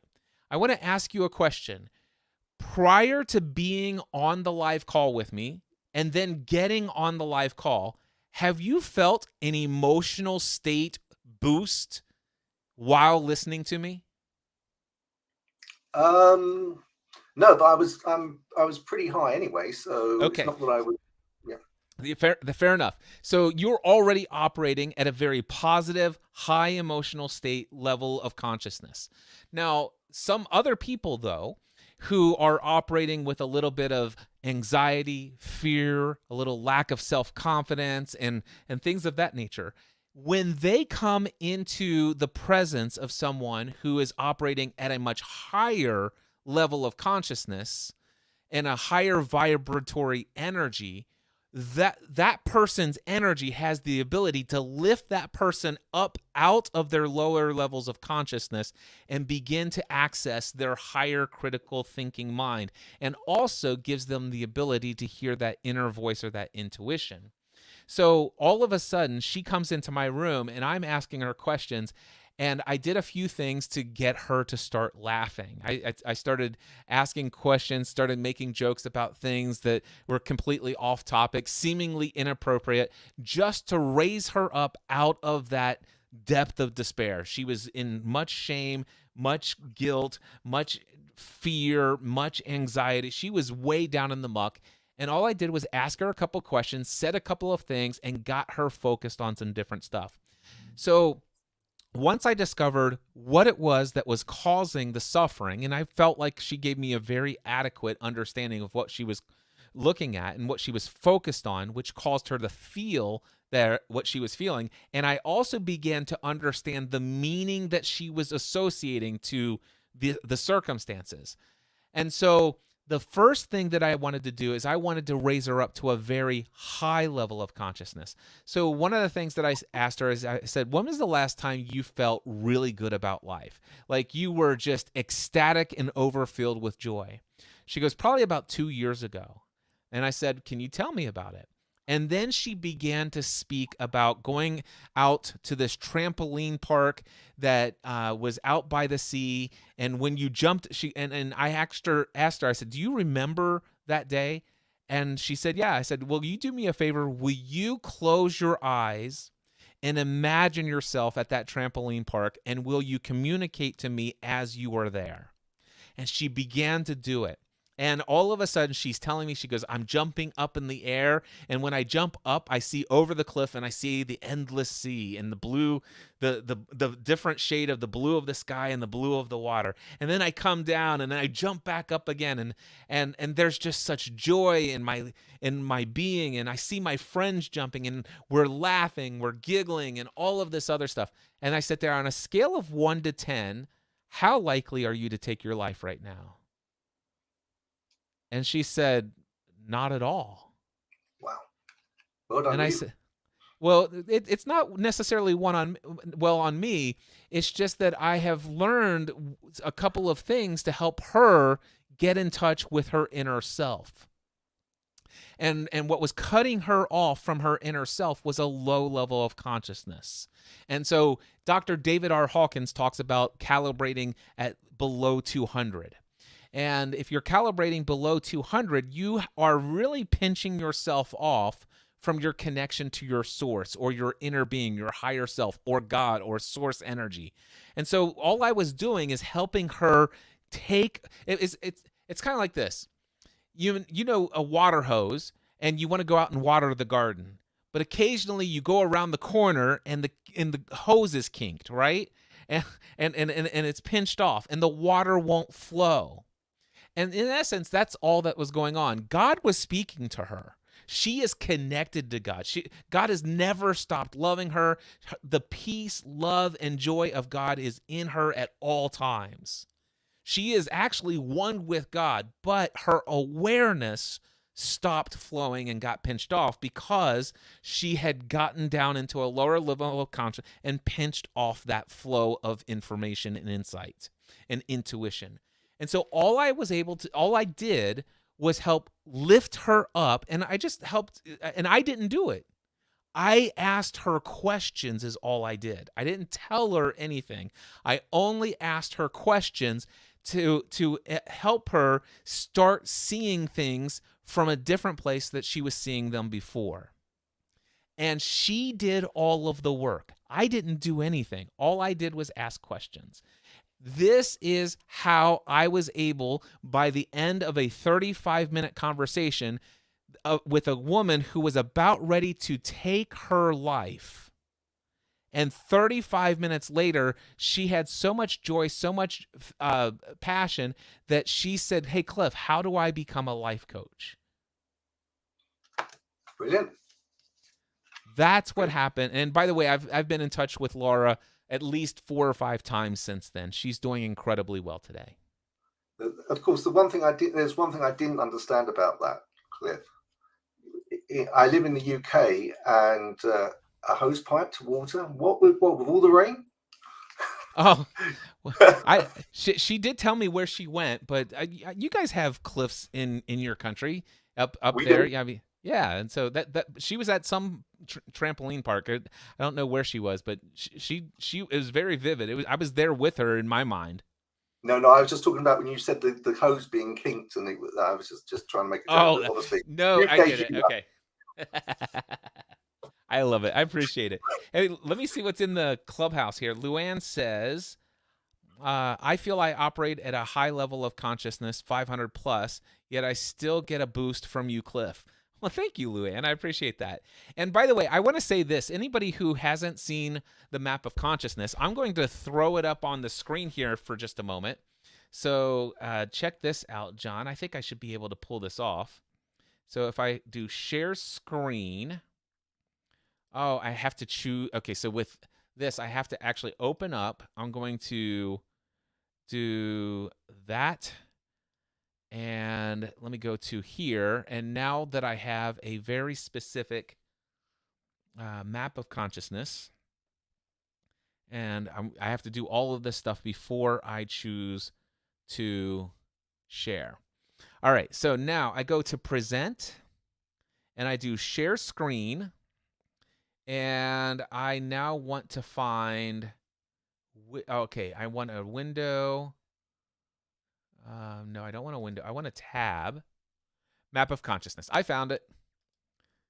All right. John, can you tell me, are you seeing that?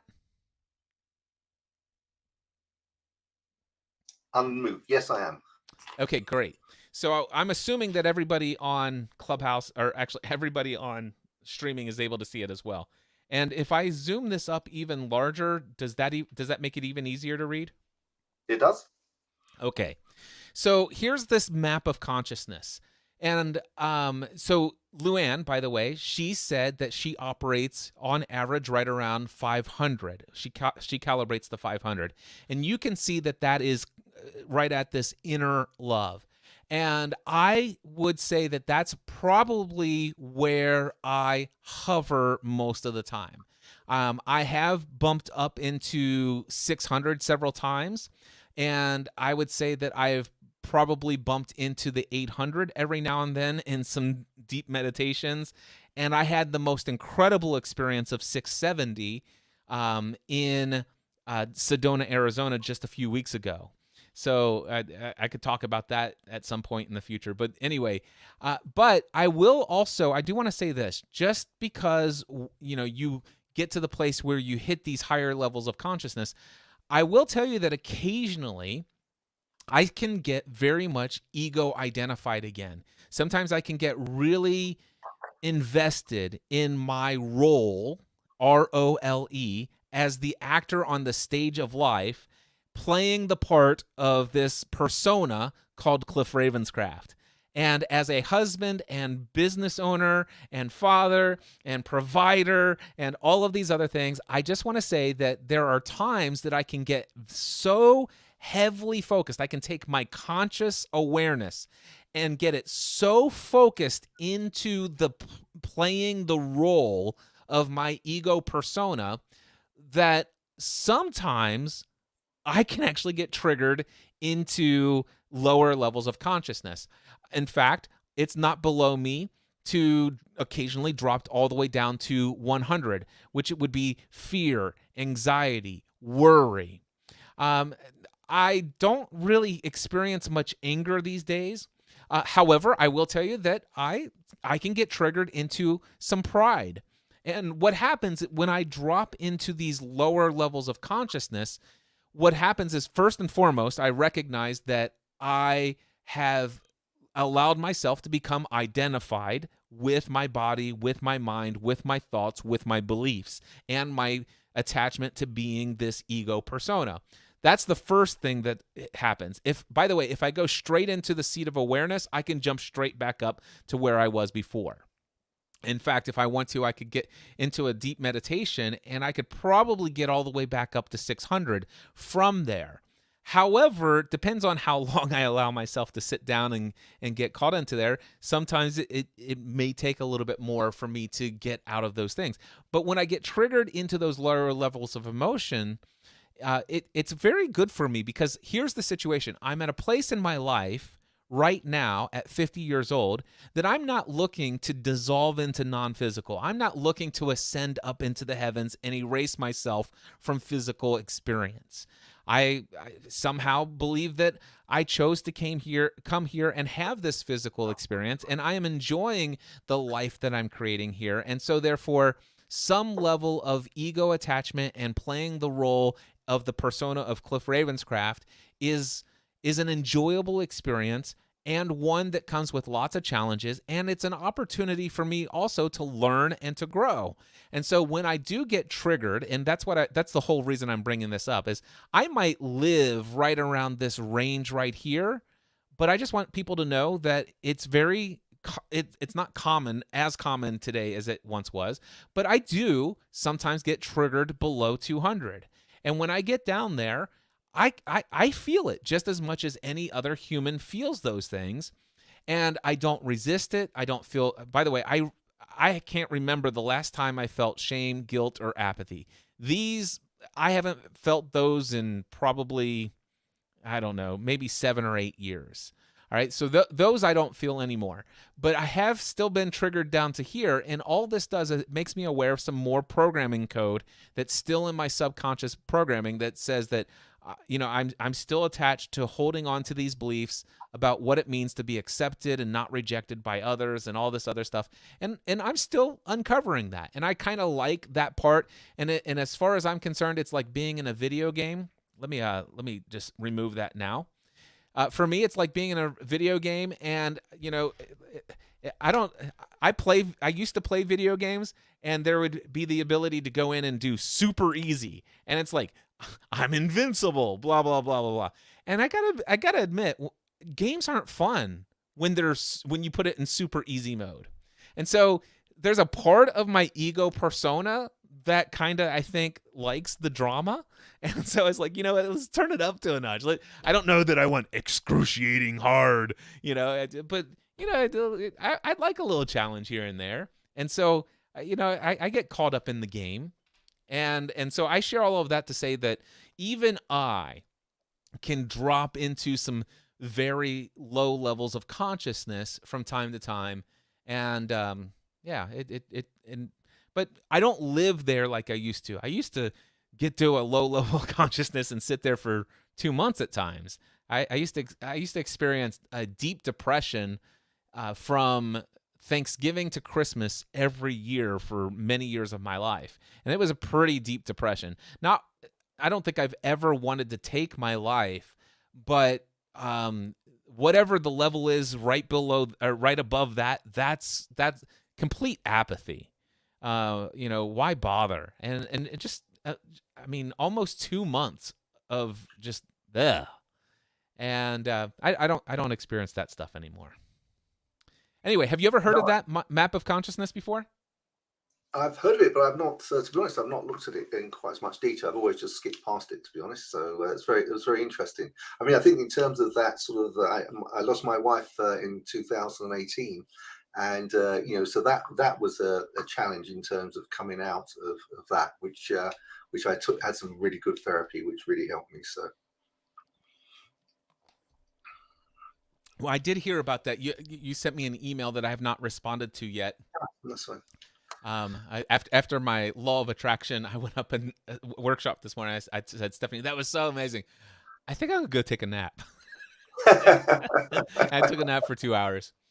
But I did hear about you losing your wife. And you know what I appreciate about our exchange this morning is because I asked you, have you had some painful experiences in your life? And you're like, oh, I you know, I this and that. And I still asked the question, and I knew the answer. But I said, you know, given what you've gone through, would you go back and change things? And you're like, no, I see how everything does kind of work out.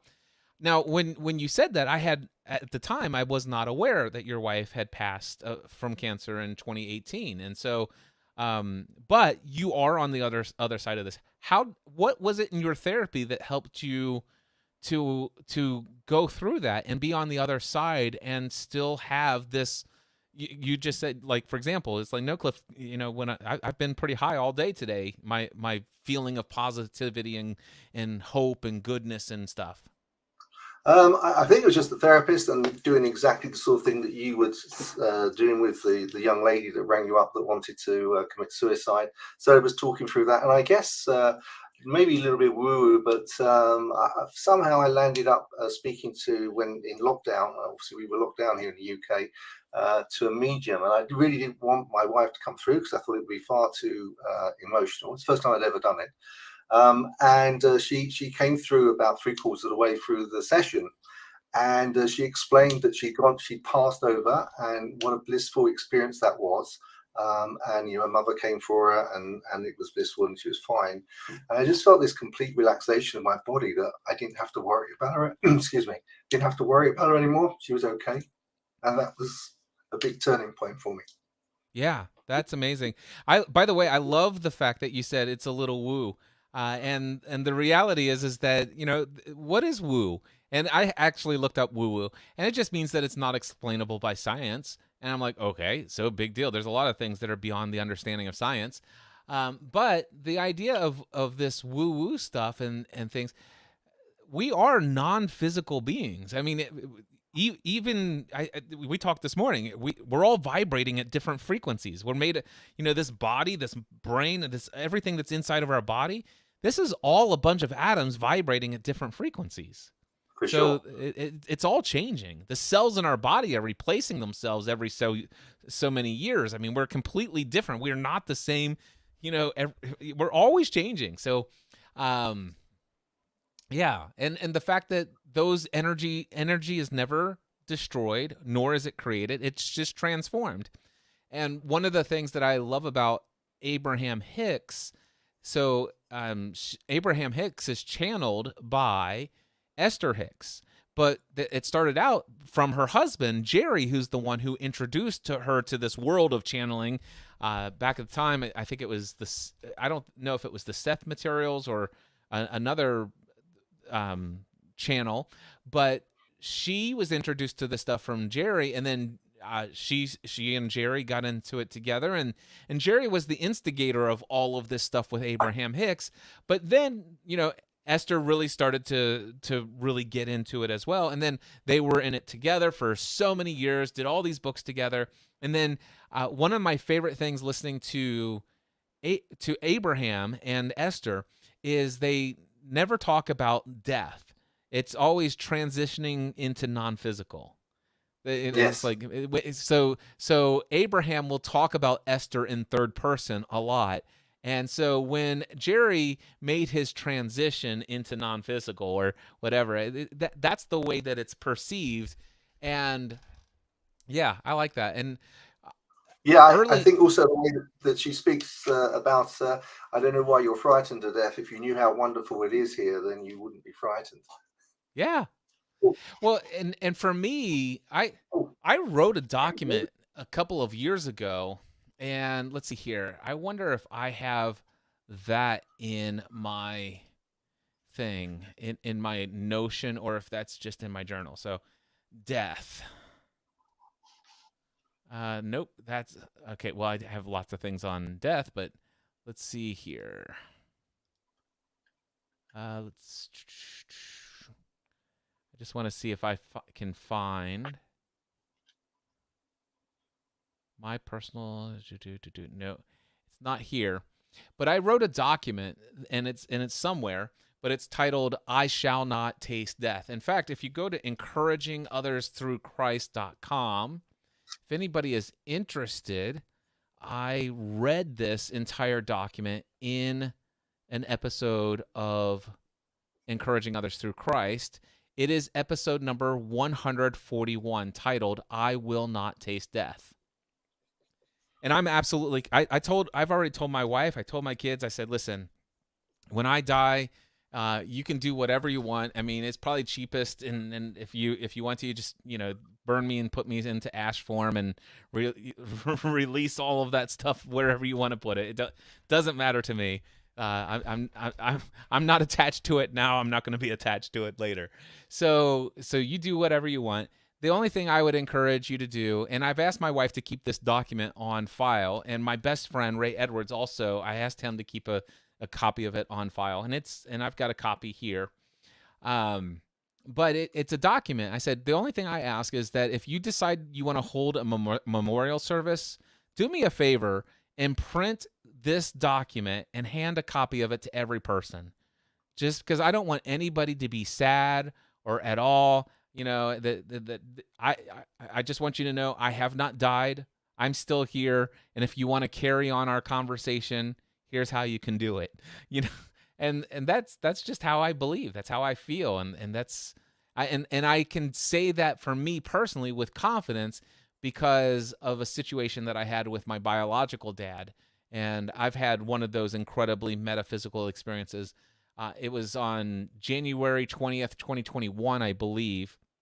And my dad came to me while in a dream. It happened probably over the course of just a few hours, but he spent 3.5 days with me in this dream. And we had the most profound experience together. And most of it was nonverbal communication, but it was actually more clear than anything I've spoken during this entire live stream tonight. Yeah, wow. That must be very special for you. Oh, it was incredibly special. I woke up from that, and I immediately, it's like, I don't remember, it was probably like 3:30 in the morning. I woke up, came straight down to my office, opened up my journal, and I just started writing. Like, I tried to document everything I could possibly imagine.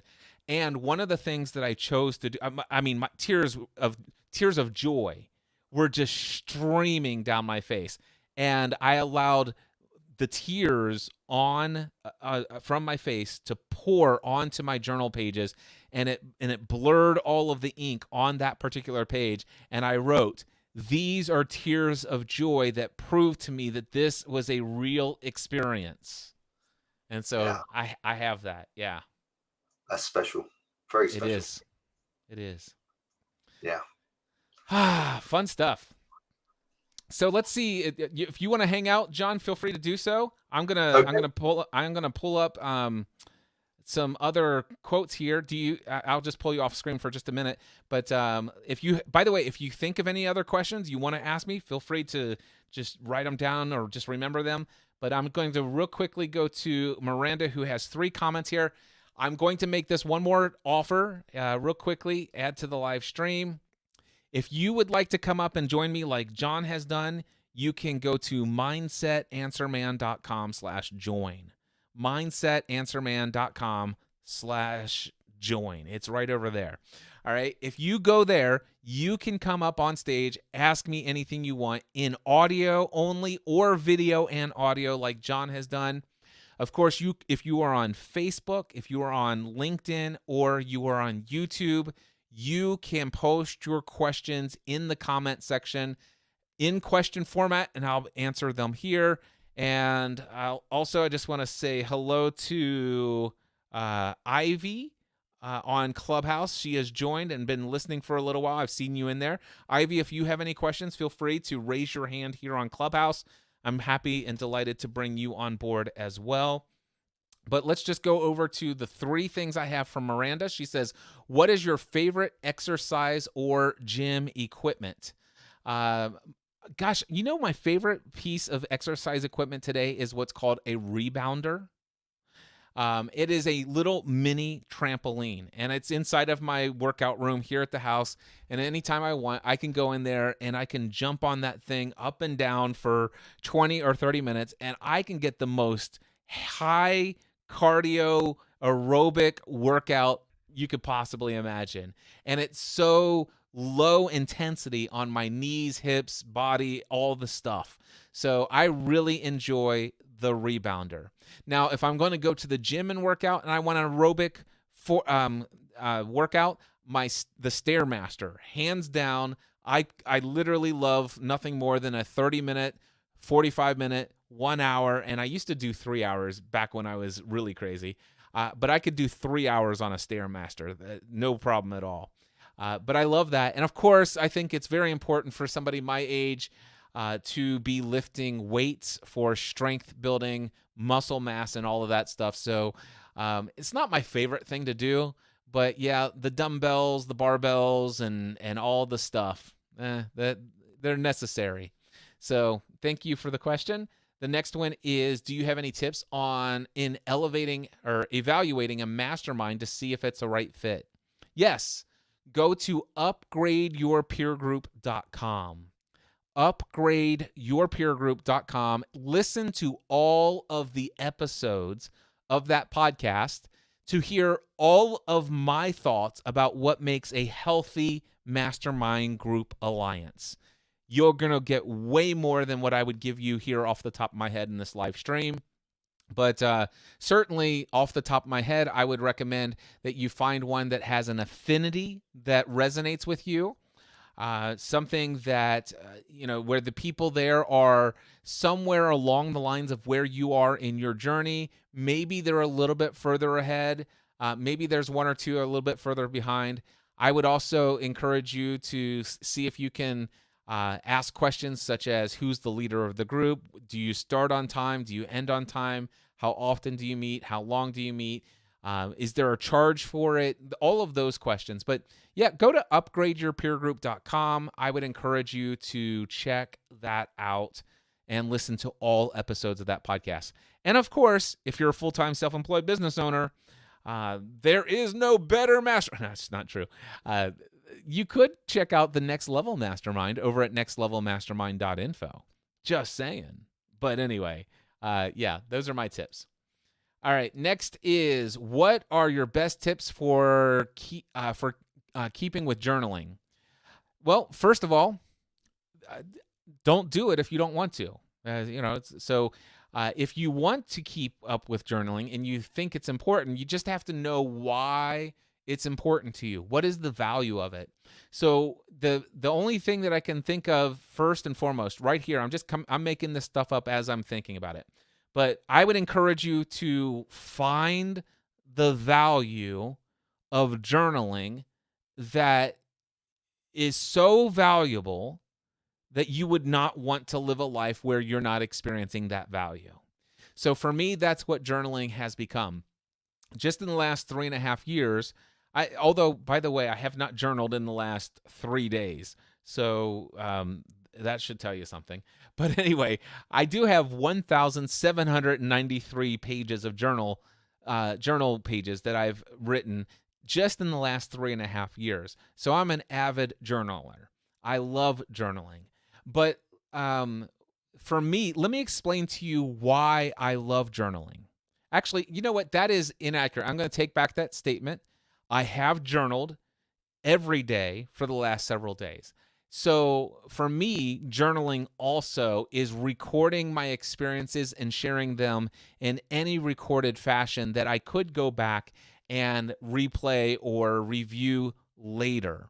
So technically speaking, I've created content every day, multiple pieces of content, and there's a lot of things that I have thought about and experienced today. I've also been writing down like a daily activity log so that I can remind myself of all the things that I've done over the last several days. So I have been journaling, and I would say hours of journaling for the last 3 days. So I'm going to actually say that I have continued to journal every day. Anyway, with that being said, let me tell you the value that I find in journaling. Why I keep up with journaling. The reason why I keep up with journaling, number one, is it is a valuable tool for self-inquiry. I love a good journal prompt. Now, do I use journal prompts all the time? Absolutely not. But if I'm ever wanting to sit down and do some journaling and I don't have anything specifically on my mind to journal, I will do some journal prompts. So, by the way, today, ChatGPT or any other AI tool would be a great place to go and say, hey, I would like to improve personally or professionally, specifically in the areas of these goals. Can you please give me 5 options for journal prompts that I can answer in my journaling session today? And chances are, just pick one of those questions, write it at the top of the page of your journal, and start answering whatever comes to you stream of consciousness. So those are great ways to find out what's going on inside of you, to tune into that inner voice, to tune into your subconscious mind and also your super conscious mind, or your cosmic conscious mind, or your Christ conscious mind, your universal conscious mind. But there's your conscious mind, your waking mind, there's your subconscious, which is your programming and all this other stuff. And then there's beyond that, there's the higher mind. Okay. And that all of that's available to you all of the time. And all you have to do is ask a question. And in fact, I will tell you this, there's never been a time in your mind that you've asked yourself a question and you didn't have answers come back. Your subconscious mind will always give an answer to anything you ever ask it. By the way, I would encourage you never to ask lousy questions like, why am I such a bad person? Why do I always fail at this? Why do I always take 3 steps forward and 4 steps back?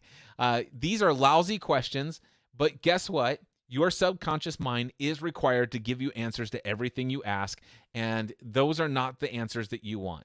Because we talked about earlier today, I did a law of attraction workshop. Whatever you focus on consistently will manifest in your life. So you ask a question about why do I fail and why do I always make this stupid mistake?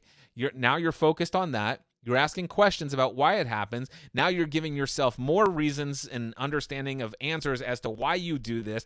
You're putting more energy, more focus there, and you're just self-perpetuating it. So instead of saying, why do I always fail when it comes to keeping up with my email newsletter? Instead, I would ask questions like, what would need to change for me to be more consistent and enjoy and experience greater ease and flow with my email newsletter updates? Now, guess what? Your subconscious mind is required to answer that question.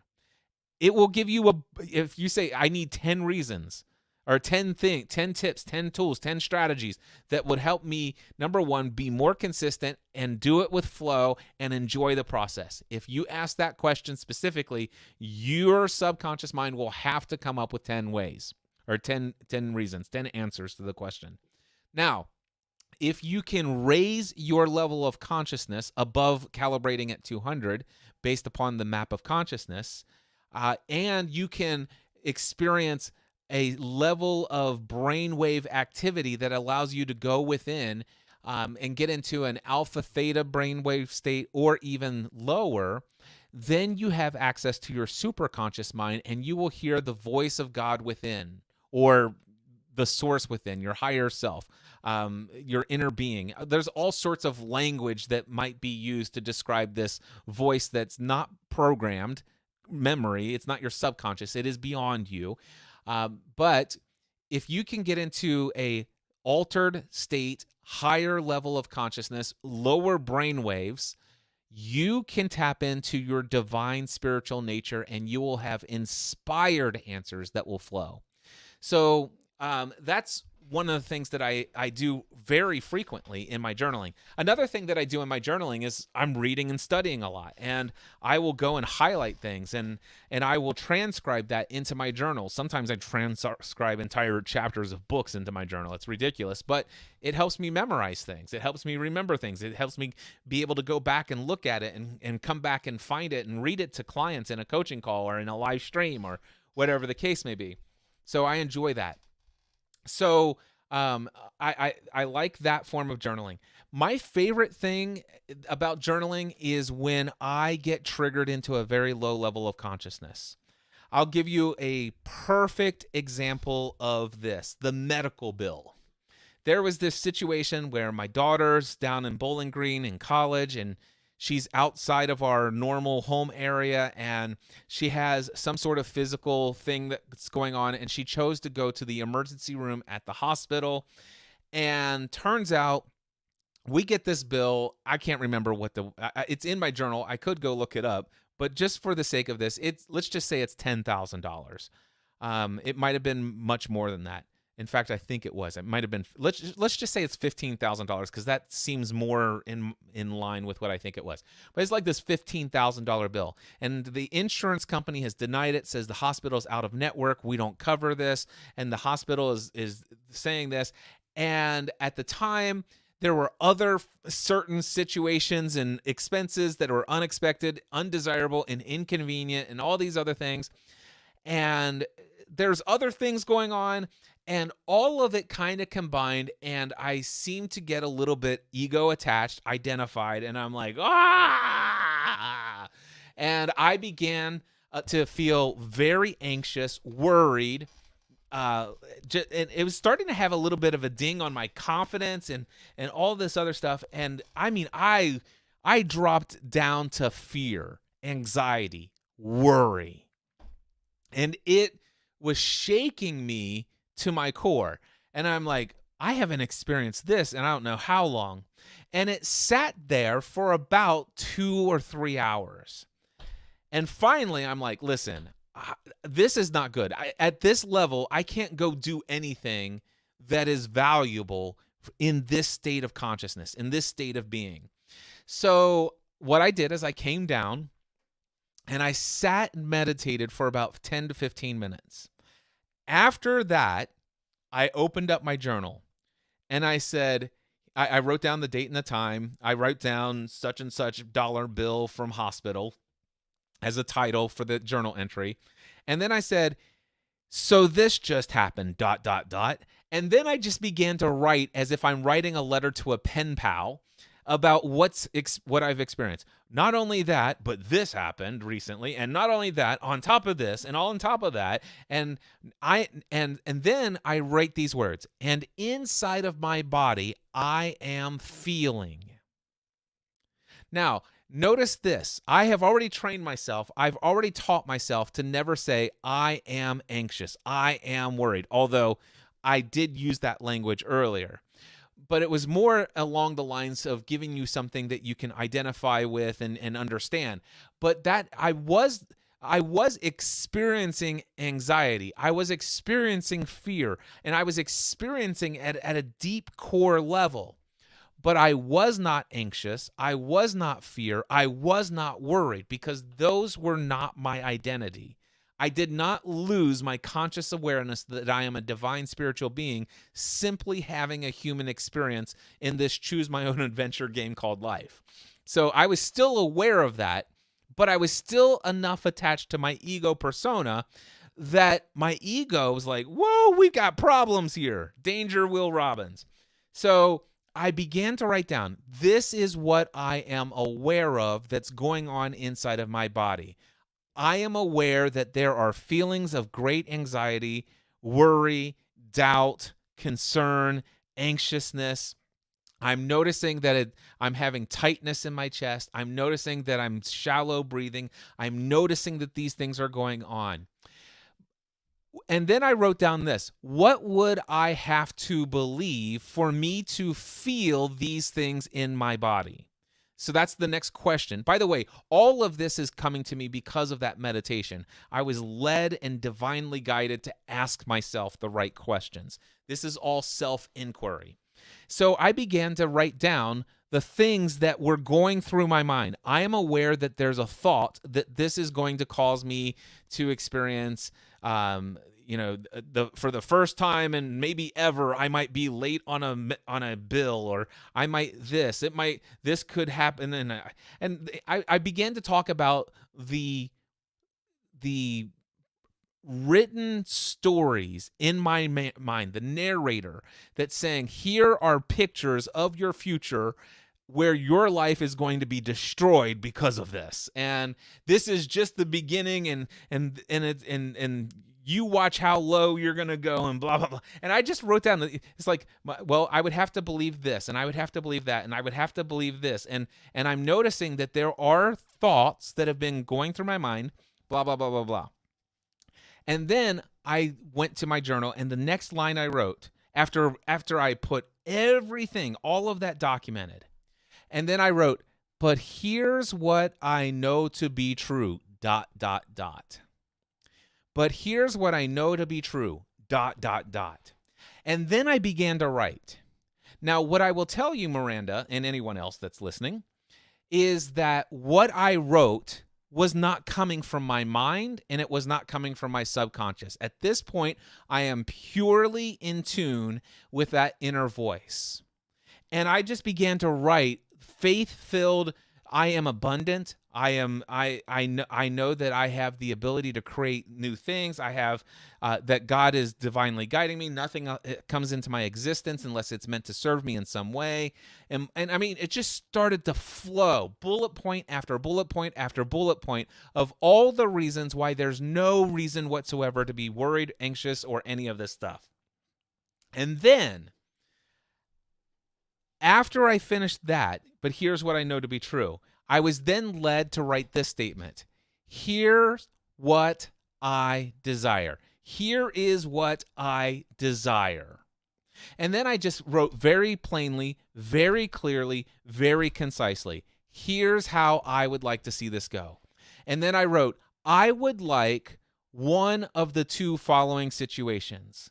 Number one, I would like this situation to prompt me to create a new product or service or make some sort of new offer that will allow me to generate not only the amount of income to completely pay off this medical bill, but also that those actions will consistently produce an ongoing, consistent stream of new clients and new revenue well above and beyond. That's option number one. Option number two, I would love it if the hospital chose to just completely ignore this bill and wipe it out and forgive it completely. That would be awesome. Whatever you decide, I trust, I have faith, there's no doubt in my mind. I lay this at your feet. I thank you in advance for however you proceed in bringing about the resolution to this situation. I then walked away from it and I said, you know what? My hands are free from it. I've taken care of it. I won't do anything else unless I start feeling some inspired action. Then I began experiencing some times of meditation where all of a sudden, I'll never forget this. I'm sitting in meditation. I've been meditating. I set myself a timer for an hour. I'm in meditation for about 45 minutes. And I'm just literally, the way I will say is I'm just floating. I don't know where I am. I'm just floating, and I'm experiencing bliss. Pure peace is pure silence. There's just nothing, and it's just awesome. And I'm just sitting there in this space, and then a thought comes to my mind. Go do this. And then all of a sudden it's like, and here's a title for the email, and here's the offer, and this is what you're going to include. And I'm like, wait a second, I don't need to worry about that right now, blah, blah, blah, blah, blah. And I open my eyes and I look and I'm like, oh, I've still got another 15 minutes of meditation. And so I close my eyes and I'm like, I try to push that thought away. And then all of a sudden I'm trying to find this quiet, this peace, this whatever, and try to get back to where I was. And as soon as I just release and just let everything go, the thought comes again. By the way, not only will you do that, not only is this the email subject line, not only is this what's going to be included, but also send it to this place. And you could also do this. And it was just piling on and on and on. And here's the thing. And then I'm like, we stop. And then all of a sudden I hear the voice inside of me says, hey, this is me. And I know who this was. Cliff, you are in union with me. If you were to leave your meditation now and stop early, do you not believe that I'm going to go with you? You and I are in union right now. I'm going to be with you. Stay in conscious connection with me. I will give you the words to write in the email. And so at that moment, I'm like, okay. So I stopped my meditation, got up from my meditation space, and I walk over to my computer, and I'm literally just, it's not me typing. It's not me doing anything. It's not work. It's not effort. It is just happening. And I'm just doing. And next thing I know, I'm sending out this email. And within 3 days, I have $15,000 from that email. Within 3 days. Now, also, 7 days later or 10 days later, I can't remember which, I get a letter in the mail. My wife brings it down. She goes, you're not going to believe this. That letter says, so-and-so, hey, we've received the thing. We noticed that you're not in network and blah, blah, blah. We also noticed that your daughter is a student at Western Kentucky University. Because of the situation and because she's a student and all this other stuff, we have very wealthy people who have contributed to a fund, and we've applied for her to be covered through this. And we want to let you know that she's been authorized and approved. You owe us nothing of this $15,000 bill.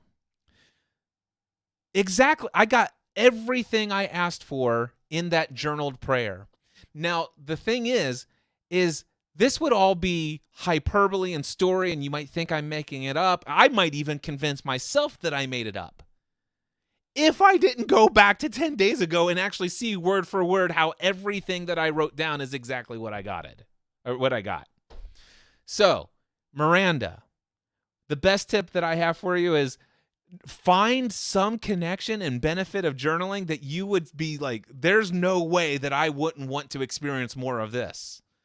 That's I could tell you, use these journal prompts, use this app, use this thing, blah, blah, blah. None of that matters. The question is journaling valuable to you? And if it's not, don't even bother with it. How's that? That's my answer to that question. I love the question. Thank you. All right. She says, thank you for all your insights. You're welcome. Thank you. Miranda says, using AI for journal prompts. Amazing. I've been using Pinterest and they're not very helpful. Oh my gosh. If you learn how to prompt, these AI tools, it's amazing with what you can come up with. Sometimes I will have somebody who reaches out to me and says, Cliff, I'm experiencing something that I just don't know how to handle this scenario and situation and blah, blah, blah, and all this other stuff. And you can go in and prompt. I've gone in and I use ChatGPT 4, and I'm like, I've got this one. It's called my personal mastermind, and I said, I want you to pretend that you are an expert on everything written and documented that you have access to on these individuals. And it's got like Tony Robbins, Abraham Hicks, Muji, Yogananda, and I could give you a list of like 35 people who are a part of this mastermind group. And so I want you to keep all of that stuff. I want you to keep in mind that all of these intellectual people and these spiritual people and all these other people, these are all in this group. And every time I ask you a question, I want you to respond as if you are these individuals. But if I ask you a question, I want you to ask me the question, who from this group do you want to respond? And then I might ask, if it asks me that, I say, can you give me a list of the people? And then it gives me a list of the 34 people currently in the group. And I could say, give me 1, 3, and 5. And then so now Tony Robbins gives me a response from his perspective, Abraham Hicks from this perspective, and Yogananda from this perspective. And I start to get, it's like, wow, this is amazing. And then I choose from all of that, I think about it, and I put all that together in my own way, and then I respond to a client and say, hey, here's some valuable insight for you. It's awesome. AI tools are amazing. Ibrahim, thank you for being here. He says, that's a powerful testimonial, Cliff, the power of journaling and faith. Thank you. Glad to have you here. All right. I've been here for 2 hours and 24 minutes. I'm going to bring John back up on screen just to say, John, thank you for hanging out with me. It's an absolute pleasure. It's 25 past 1 in the morning here, so I'm probably about ready for bed, and you've a little while to go yet. Yeah, well, I'm actually going to get ready to shut things down here, but I just wanted to say thank you. It means a lot to me that you clicked the link and came into the studio and engaged with me. I thank you for joining me earlier today for the Law of Attraction workshop. It was such a pleasure to connect with you there. I really appreciate you, John, and I'm thrilled that we've connected recently. Yeah, me too. I'm very grateful for it. Thank you very much, Cliff. Thank you. Have a wonderful evening. Thank you, and good night. Thank you. All right, and let's see here. We've got Yuri says, what are your thoughts on Doki Doki Literature Club? I've never heard of Doki Doki Literature Club, but yeah, so I can't give you any thoughts on that. But with that, my friends, I have been live for 2.5 hours. This has been my zone of genius. This is what I love to do. If I could do anywhere between 2, 4, 6 hours of this a day, every day, this is what my life would be. I so appreciate each and every single one of you who have joined. It has meant the world to me. You know what? I see that Daniel's just joined, and because he came into the studio, I will hang out for about 10 more minutes. So, Daniel, I'm going to bring you up here, and can you unmute? And how are you this evening?